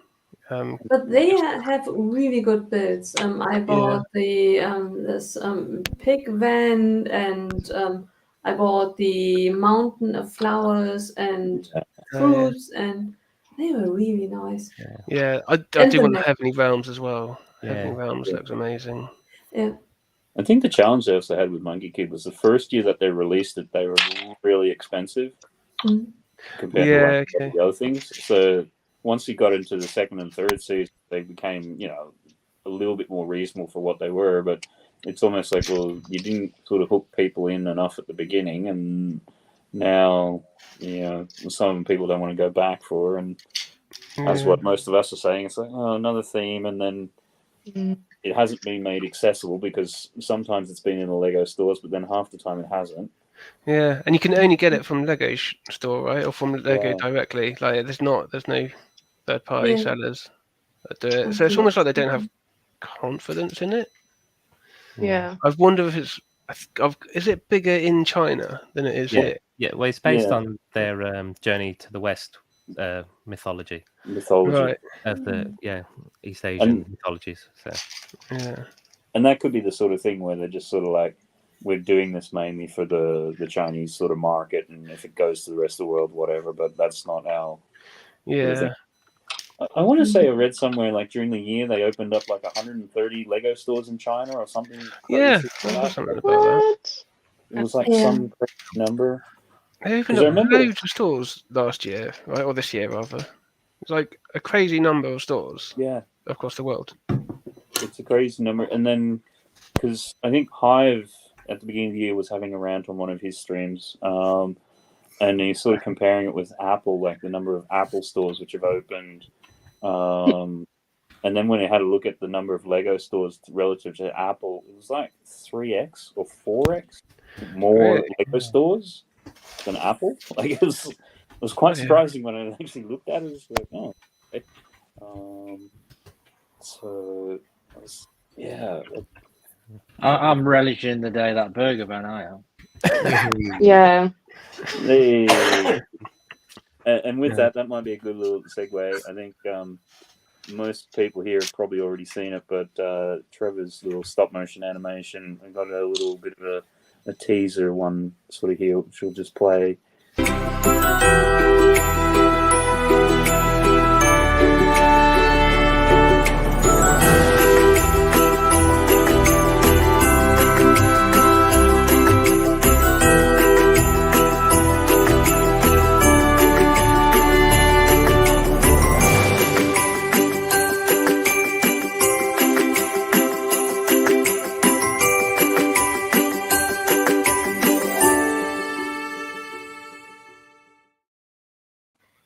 So, thank you. Thanks for that. Yeah, that's brilliant. It's anyone, definitely go check it out. I think the thing I've really noticed with Trevor's stuff over the last year, the character work, I think, and the storytelling in the last couple has gotten really, really good. So you can see it's come along there, and it's great to see. So it's going to be really interesting to see the ones that you come up with next year, sort of thing. Looking forward to them. Yeah, I've been meaning to say to you, I've been loving the characters, the little stories you're telling, like that bit with the tree getting cut down and like passing it through bit by bit. It just it's just funny. Well, it was a comment that Bonnie had made on the Halloween one, and also Matt about they're really, really good, but if you could evolve like a story, with the minifigs, etc. And I took that on board, and it's not the easiest thing to do. And I wanted to do mouth movements because you can get apps that if you just record like the yellow heads, and you can do all the math, but frame by frame. If I had a whole year of doing it, I could probably pull that off, but not in the time frame that I wanted to do. Because it worked really well, what you did. Yeah, that's definitely my favourite bit. Is the story part and the characters, and it's not just the building of it; it's the little extra bits that you put in. It's just nice when you look at that set and how I can try and bring those characters to life, and little magical scenes, and when you just look at the build and what I can do, when I look back, I'm really chuffed with it. Really, really pleased with it. Yeah, you should be.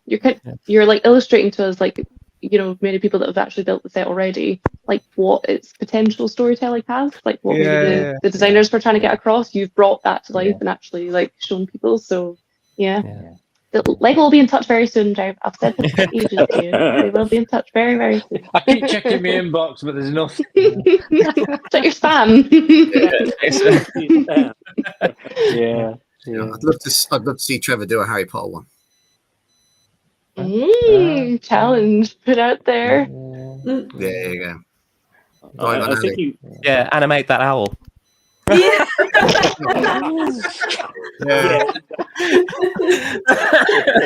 If Nicole could be the other side of the window, Just get a bit of footage from Nicole and then splice it together, and you could have a great viral short there.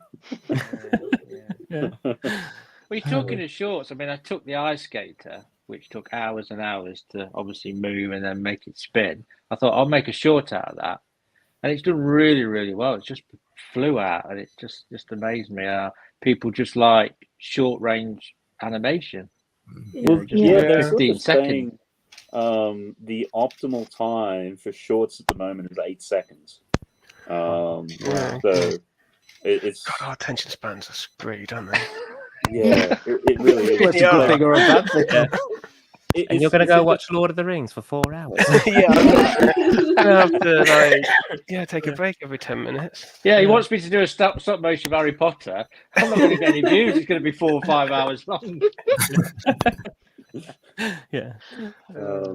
But yes, because I've done those, as much as people say they're horrible, the advent calendar ones, and for like quite a number of years now, and even during the week I sent the playlist to Chris, and I actually started to go back and watch some of them, and even then, because they were running for a minute, and now like they're running for about 30 seconds, and I want to get them even quicker and shorter and faster, and you just notice the difference in it. And it's the interesting thing with doing those every year is just seeing how they respond and the subtle changes in like what what shorts or reels or whatever, what the kind of trend and fad is with them. And with those short ones, it's been really interesting also seeing how they perform. Last year they performed brilliantly on the Facebook reels. This year it's been a bit of a dog. And then YouTube this year, it wasn't like, I think it was day 15 before one of them got over 1,000 views. And now pretty much they're all getting about 2,000 views a day. So it's kind of like you needed the first 15 just to get to somewhere. So seeing some of those sorts of things too, and like, because even with the series I did with top 5 most expensive, you saw something similar. So it wasn't until like the 10th or 15th one of those that they started to become pretty consistent, particularly on TikTok. So there's a thing around, like, because I see all of it through Instagram, and I don't know if there's a thing around like people's stories, like how they order. Like, it might be that you put a story up and I won't actually necessarily see it because it's been put, say 10 people put one up at the same time. I don't know how they all like roughly the same time. I don't know if it's in the right order, or like sometimes I'll see like a story of someone popping up that someone's posted a story for the first, looks like they've just done it, but it was actually done 15 hours ago. And it's like, well, I've seen much more recent ones before that. And I don't understand how it all works like that. I think part of it is the people that you either watch their content of frequently or particularly interact with, they generally get shown like first. Yeah. Okay. But then this is it. I watch your content, and it is only actually in the last, probably actually like the last 5 or 6 days that it started to become more prominent. So, yeah. I also wonder too with those advent calendar ones where there's also a bit of a drop off, like people start doing them and then stop. I wonder, is it that I just happen to be the last man standing sort of thing? I do wonder if it's not so much consistency and it's just pure dumb luck. But I do find can I just ask a question? Sorry, Matt. Sorry, I didn't mean to. Go. What would people prefer stop motion wise? Would you prefer like a little bit of a funny story and it was shorter? I know I do a build to show you how our set's built. Do you want me to say forget how it's built, build the set, but then concentrate on the story for stop motion for a change, or still stick to the style of building it and then bringing the characters in? I'm just interested, or do you think it's too long? The story I like itself. I Maybe prefer you could the still story. do the building, but you could have it in like bigger chunks. So you could have like a whole wall goes up in one bit, 2 frames, rather than like each brick. But for me, I much prefer the stories myself. The stories. I think if you're doing, let's just say, take a Home Alone set or something like that, like seeing each bit getting laid, maybe not, but seeing the characters do something or act out something similar from the movie. In stop motion.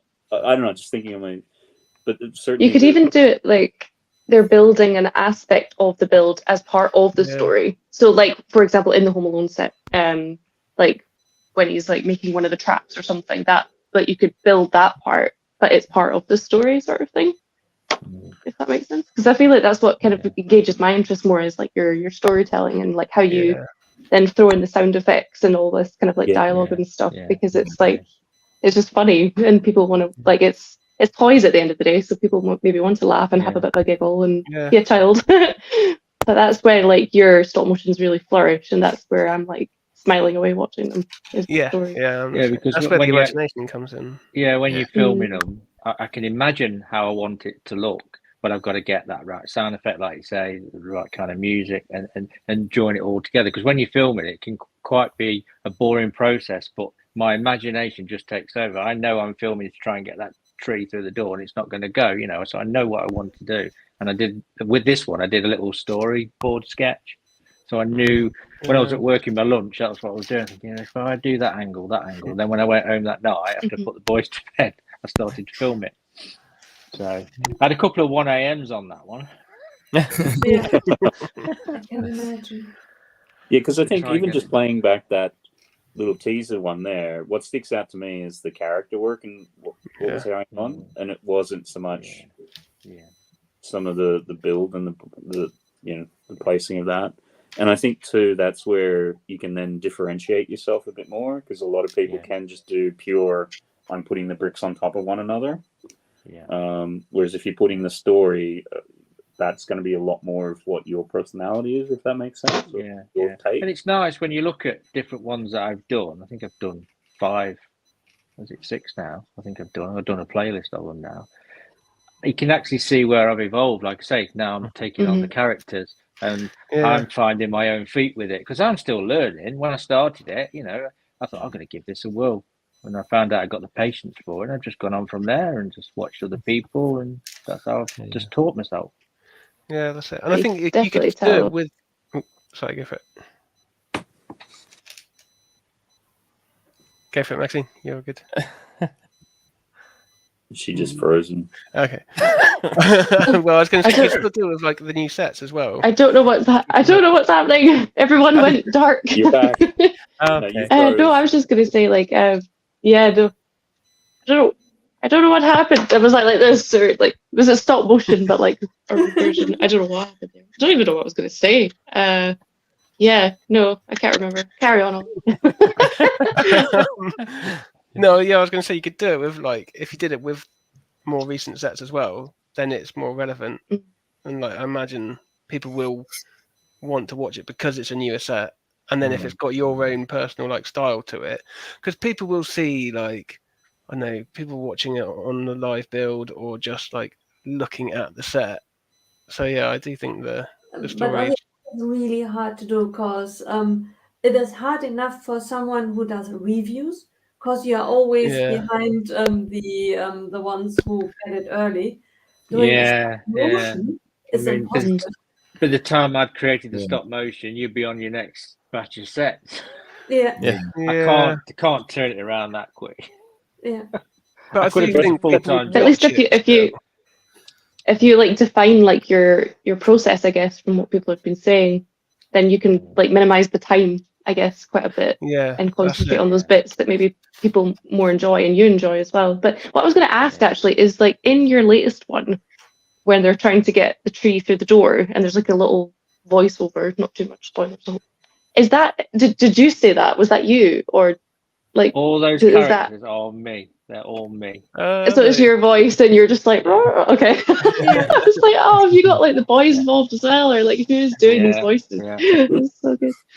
It's an eco tree, sir. It's called evergreen. I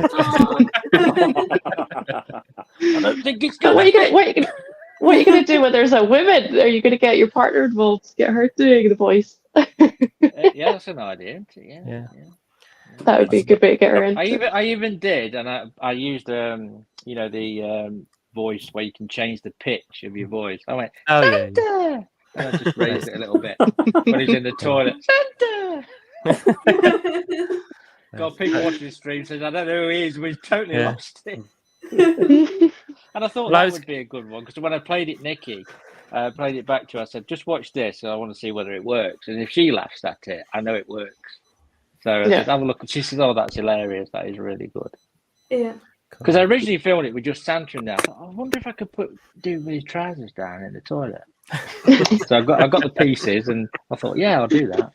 So I redid it again. So, I'd already filmed it, and I thought, oh, no, I need to refilm that. So I also think of ideas as I'm progressing, thinking, no, I don't want to do it like that. I've just thought of something else. Because when you're starting to film and you get your angle, you think, no, this would work better. It's like at the end, I did a different scene at the end, but I preferred it when they all just like went cheers. I thought, how can I end it? Just cheers at Christmas, all around the tree and everything. I thought it was brilliant. I really loved that bit, and it was just, they're literally just all cheersing and stuff, but it was just the movement was so good. Like I really liked that part. I mean that's another feat in itself, because you're animating 7 characters. And you're animating one in the background that just needs to move his glass slightly, and she needs to move her glass slightly. But these ones at the front need to move more because they're in your perception of view. But the people behind still need to be moving, because it wouldn't look right if they're all just standing at the back, but you're only moving the front. So you've got to think of the whole scene. Yeah. Wow. Well, if ever you do Sesame Street, I'll do your Elmo, because one of my little party tricks is doing Elmo. Now, my throat is a bit sore, so it might not work. But listen, it's Elmo. Hello, everybody. Oh my god, that's awesome. Yeah. So if I come up with a list of actors there, I'll send it out and see who can do what voice. Yeah. Oh, that's fantastic. Matt can be Santa. Can you do a Santa impression, Matt? You've already got the hat on. You may as well go for the voice. Or voice. Ho, ho, ho. And what would you like, little boy, for Christmas? That sounds creepy. Yeah, that's not Santa.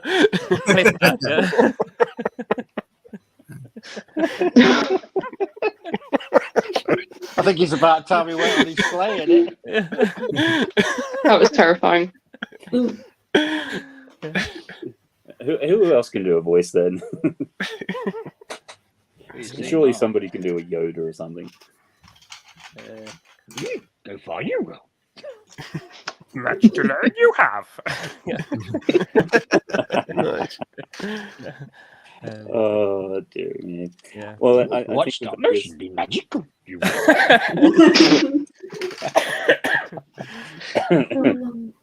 I could do Chewy.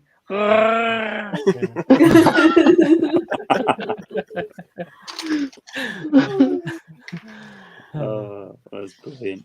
I think we're starting to push up against 3 hours, so I might just sort of do a quick little whiz around of what people have been doing and what's coming up on sort of channels, social media, all that sort of good stuff.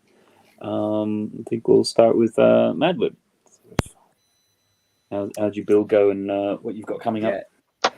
Finished bag 4, so it's there we go. So I got the door in now. The walls on the bottom. Just starting to put the base for the next level, and the chimney on there as well.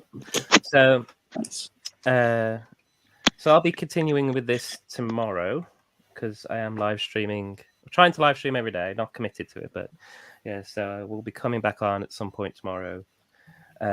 Probably midday to early afternoon-ish. I think it's kind of ad hoc because I'm not at work, so. Yeah, so I'll be continuing with this tomorrow. Yeah. So, yeah, doing this, and then once I've finished this, then I will be doing. I've got the Christmas carriage to build as well before Christmas, and I might do the Shrieking Shack and put that into my little village as well, but I'm not sure. Good choice. Well, that will look nice. Yeah, that's a good one to do. That is, yeah. So. Yeah. Oh, brilliant then. So, yeah, definitely. If see what you're doing on your daily builds, and if you're doing it at lunchtime thereabouts or something like that, something definitely check out. Yeah. Brilliant, excellent, and yeah, certainly look forward to seeing if you get onto one of your UCSs or which one ends up getting done. So, yeah, brilliant, excellent. Moving on, Brick Skew, what have you sort of got? How'd you get on with your build? And I've done this much. I think it needs water. I'm not known for keeping plants alive, so that does suit. Oh, they're bringing out a watering can, so you'll be sorted. Oh yeah, true. More water, you will. Yeah. But yeah, what am I going to be doing? I want to start building a mock of some sort, like a half decent sized one. But I'm definitely going to take the time this Christmas break to just sort my room out. It's gotten quite messy with just being in a new house and figuring out where everything goes. And yeah, that's about it really. Just Christmas. What date is it next month? Next week? 28th. 28th. Okay, cool. No, I will be here. Yes, I'll be on here. And yeah, hopefully the first week of January, doing a stream, starting up that mock stream. with Gaz Minifig Who. That's the current penciled in rough date. Yeah, that's about it. Brilliant. And what sort of do you know sort of a day or time that you tentatively thinking need to of? figure it out. I'm thinking it's probably going to be a Tuesday or Wednesday. I've got to try and not clash with people, basically. Yeah. Okay. It won't be a Thursday, don't worry. Thursday, 8:30 to 11. Yeah. If you want to watch a professional, be on a different channel. I'm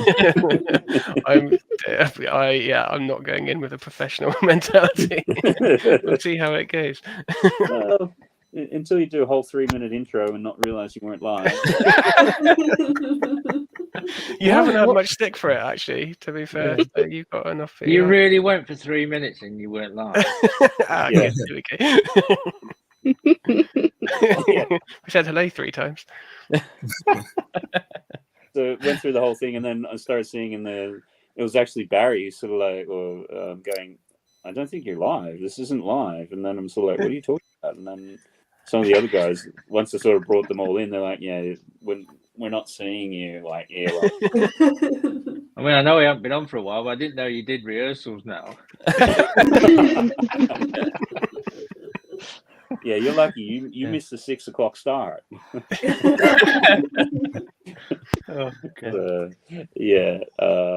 That's why if you do watch it back, which you won't, the first little bit is like lots of deja vu and everything, because it's like, oh god, we've got to do everything again.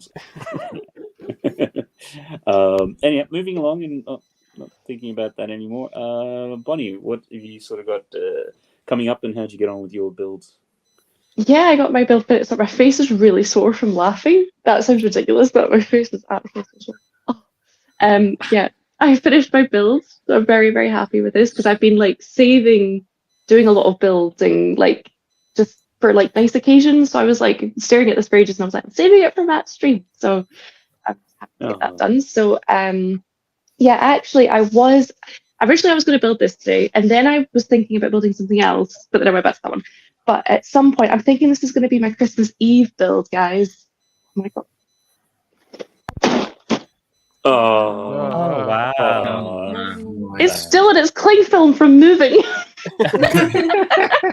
So everyone's going on about their trains, and this is all I can think about. This has been like my my set that I've always wanted, like since I knew it existed. So like everyone has their white whale, and that was mine. So, and I've got it. So I've been like saving. I want the perfect day, like uninterrupted, like to enjoy it and stuff. So I'm hoping Christmas Eve might be that day. So yeah, and in terms of content, so I just posted up a review actually of a set non-Lego, and I've got another 2 to do that I've kind of like committed to, but they relate to Lego, if that makes sense. So one's a light kit and one is a display case. Your latest review is fantastic, by the way. So thank you. Thank you. But yeah, the next 2 are actually kind of like more Lego related in terms of like they relate to a Lego product, and one of them is going to be brutally honest, like probably one of like my first kind of negative one. So I'm feeling a bit cringe about it, but I'm being honest, and I'm just like, oh, this is total pants. So stay tuned for that. But after that, I'll be veering away from reviews more so. I want to just do more building. And yeah, I don't know, like I'll be on stream next week as well, here again. I don't know if I might try and do something impromptu on the 27th, since it's World Lego Build Day on the 27th. So we'll just see, yeah. But other than that, I'm just trying to, it's exactly what we were talking about before, where like I've got so many builds I want to crack on with, but I don't have anywhere I can put them as of yet, because we have finished the interior of the new house in terms of renovating. Aaron's got his hobby room pretty much done. Nova's got her little playroom pretty much done, but the garage is yet to be converted to the Lego room. So we did put a deposit down for a shed today to put all the crap that's in the garage in there, so I can convert it. But that's going to be I'll repeat this so many times, but in the new year, 2024 is going to be my year, guys. That's going to be really consistent content. I'm going to enable memberships. There's going to be all sorts of fun stuff happening. So, and this will be motorized in a city. It's going to be awesome. Yeah. Brilliant. That's fantastic to see, and it's great to have you sort of back around as being regular on that. And God, that sounds like a bad advert or something. Have it back around, yeah. I'm hoping to get some stuff done before the next baby comes along. That will be that is the hope. But in saying that, like when I was last off of maternity leave, that's when I got into Lego before. So some people call it a holiday. It's not a freaking holiday, but like you do find some time here and there to do Lego. So there's that. Done. Brilliant, excellent. Okay then, and Chris, how'd you get on with your build, and what do you sort of got coming up? Well, I regrettably built this. Wouldn't recommend it. And that's done. What's coming up? I will be building. Well, the next set will be after Christmas. I'm done building this side of Christmas now. I'm just sorting out the room and just going around nearly every set I own with the vacuum, clean the bricks, which I would recommend. And after Christmas, I'll be building a Star Wars set, Cantina. Oh, cool. So it's a Christmas present, which I know because my wife was telling me to keep an eye on the price because there was a massive discount not too long ago at John Lewis. So obviously I know that I'll be getting that for Christmas. And in regards to social media, I'll be doing doing the occasional picture of my builds and so on, just continuing I'm one of a million people showing everyone what's in the advent calendars. And then I'll be next week continuing again with Family Bricks, and then I'll be streaming with Fab Blondie again and Nicole in the new year. Oh, brilliant. And so are you in the next week? Are you guys doing Fab Blondie's stream, or just having this week off? No, it's not next week. It's the week after. So I think it's, if I heard correctly, Nicole, it's the 7th of January. We'll be back for that. Yeah, so a good couple of weeks off with that. Okay, then. Brilliant. All right, then. No, good to have you on. And regrettably, I am loving your photos of whatever my minifig is up to. That's I'm having a good fun with that. So many ideas. I went with one that I thought was a bit too brutal, and I pulled out. And really enjoying it. Really enjoying it. Send that in the group chat, mate. Yeah, we're gonna have to see it now. Yeah. Cool. Yeah. No, that's all good fun. So, brilliant. All right, Lady McBrick, how did you get on with your build, and what's sort of coming up on your socials? I have balls now. Four balls. And I'm of the age. My balls do not need to drop. So.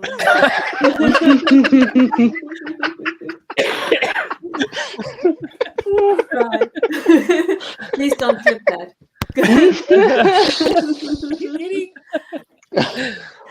As for socials, tomorrow I will get together with So Awesome Fishy, and then we are going on Instagram, 3 p.m. UK time, build some plants, do something for the environment. Plants. Brilliant, excellent. Cool. Okay then. I think what do we got? Trevor's still. I've just been watching him. Like he's beside himself a lot.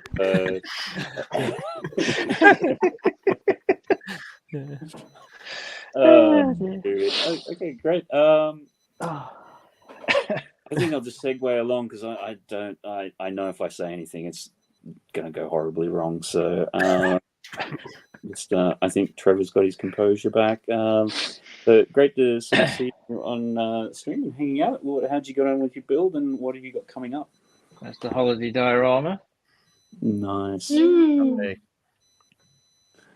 Yeah, love that. It's amazing. I think it was Chris who then put some advent calendar ones on. Yeah. Was it? Yeah, which was a really good idea too. I like that. I've just got it here. I'll show you. It does make a good display. Has got me tempted. If I see a cheap enough Star Wars advent calendar, I'm going to get one for that reason. Just to What, to put more on there? Yeah.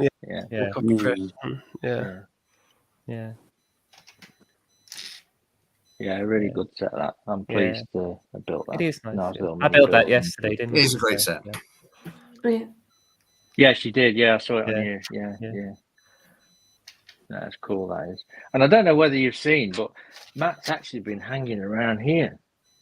Oh, look at that. Oh my god. That's from Wicked Bricks too, isn't it? Yeah, that's what I got, yeah. That is amazing. Matt looks like an angel. So he's For a floating change. and hanging on the tree. We'll put you back up there, Matt. How's that? That's really cool. I'm going to get some of them for next year, I think. It's a nice way of presenting and hanging your minifigs or your sig figs. And I just wanted to say, Matt, thank you for sending these out on the card. It was such a lovely thing to receive. It really was, and it's a pleasure. So no, really appreciate that. Thank you. In terms of the channel, as you know, Christmas stop motion. So when you return from your icy blast, although with the weather at the minute, you'd have to come out of Iceland after getting your Christmas shopping. Head over to my channel and watch something warming and magical and go watch my stop motion. And I've got another little short to finish off the year taken from that. So do look out for that. Yep. And Merry Christmas. Excellent. Yeah. No. And thank you for inviting me on. I do appreciate it. Thank you. No. It's been great to pretty much have the full crew of regulars here. I think the only one we're sort of missing is Brickapix, but I'm sure we can sort of catch up at some point. No, it's been great to have everyone in just before Christmas. It's great to also have Buzzer in, see him back sort of around and doing things, which has been great as well. And with that, as for me, still doing the advent calendar daily ones. If you follow me on any social media, you get hit with those things. They're coming to an end. Put all the joke away here. So the bad news is that they've all been filmed, so they will all get completed. I think your days are numbered. Oh no. And you say you're looking forward to the end of the jokes. He ain't taking my crown. He might take Sandra. He ain't taking my crown. Next week we'll be back here streaming again. Sort of going to be doing a little bit of a year in review. So we sort of talking sort of best sets, worst sets, or most disappointing builds and things that you did, and just sort of getting a bit of a feel. Yeah, we all have our homework to do, don't we? We have to come up with what we want to discuss. Yeah, got to remember what I've bought this year. Too many. Sometimes it's just look around. I'm just trying to think. Other than that, yeah, I might try to get out a quick little art video or something like that if I get some time. And otherwise, I think, yeah, just be back for the next one. We just got the poll there, and just are you looking forward to Lego under the Christmas tree? I'm just going to end that there. And this has actually become a little bit surprising because we had the final vote was no, 56%. And obviously, yes, 43%. Wow. And there's a percent. I think that's people not getting bought Lego. I think that's what that, Okay. Yeah. Yep. How they've interpreted the question, we'll run with that in any event. I think if you're an Apple and you're a collector, I think people know that you buy a lot of Lego and they wouldn't know really what sets to buy, if that makes sense. Yeah. I know people wouldn't, unless Nikki asked me, she doesn't know because I buy so many anyway. Well, I get asked occasionally, and it's like, oh, do you want this set? And it's like, not at that price, because I know I can get it 30 later. So. Better just getting a gift card or something. Something like that. Otherwise, just a quick shout out to some people who obviously Basil was in earlier, so it was great to have him in. Brick Stage Pass, Cabbage Face, Lonely Bridge Bricks, Monarchs, Traveling Noodles, Number One, Snowflake, and a few others that have been there, which has been great. Otherwise, usual social media, share, like, subscribe. Anybody else want to say anything before we get out of here? Merry Christmas. Merry Christmas, everybody. Merry Christmas. Yeah. Yep, that's what I sort of had left down. Merry Christmas to everyone. I hope that everyone has a good Christmas, a safe travel if you're traveling well. Eat, drink, be merry, and enjoy some plastic bricks if that comes down to it. And I think that's pretty much it. So remember, folks, a sig fig isn't just for Christmas. Look after it. Just feed it to your dragon. Check out Chris's post for this, the background on that. Very good. Merry Christmas, everyone. Merry Christmas, guys. Whatever you celebrate. Merry Christmas. Merry Christmas. Thanks to the replay gang, and we will see you all next week.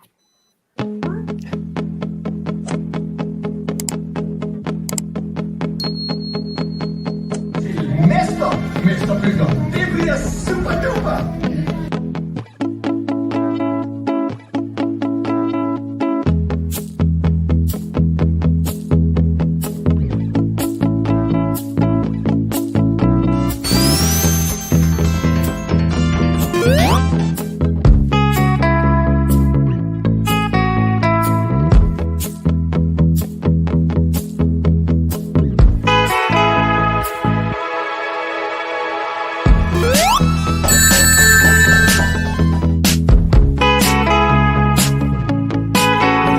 See ya. Good afternoon, good evening, and good night.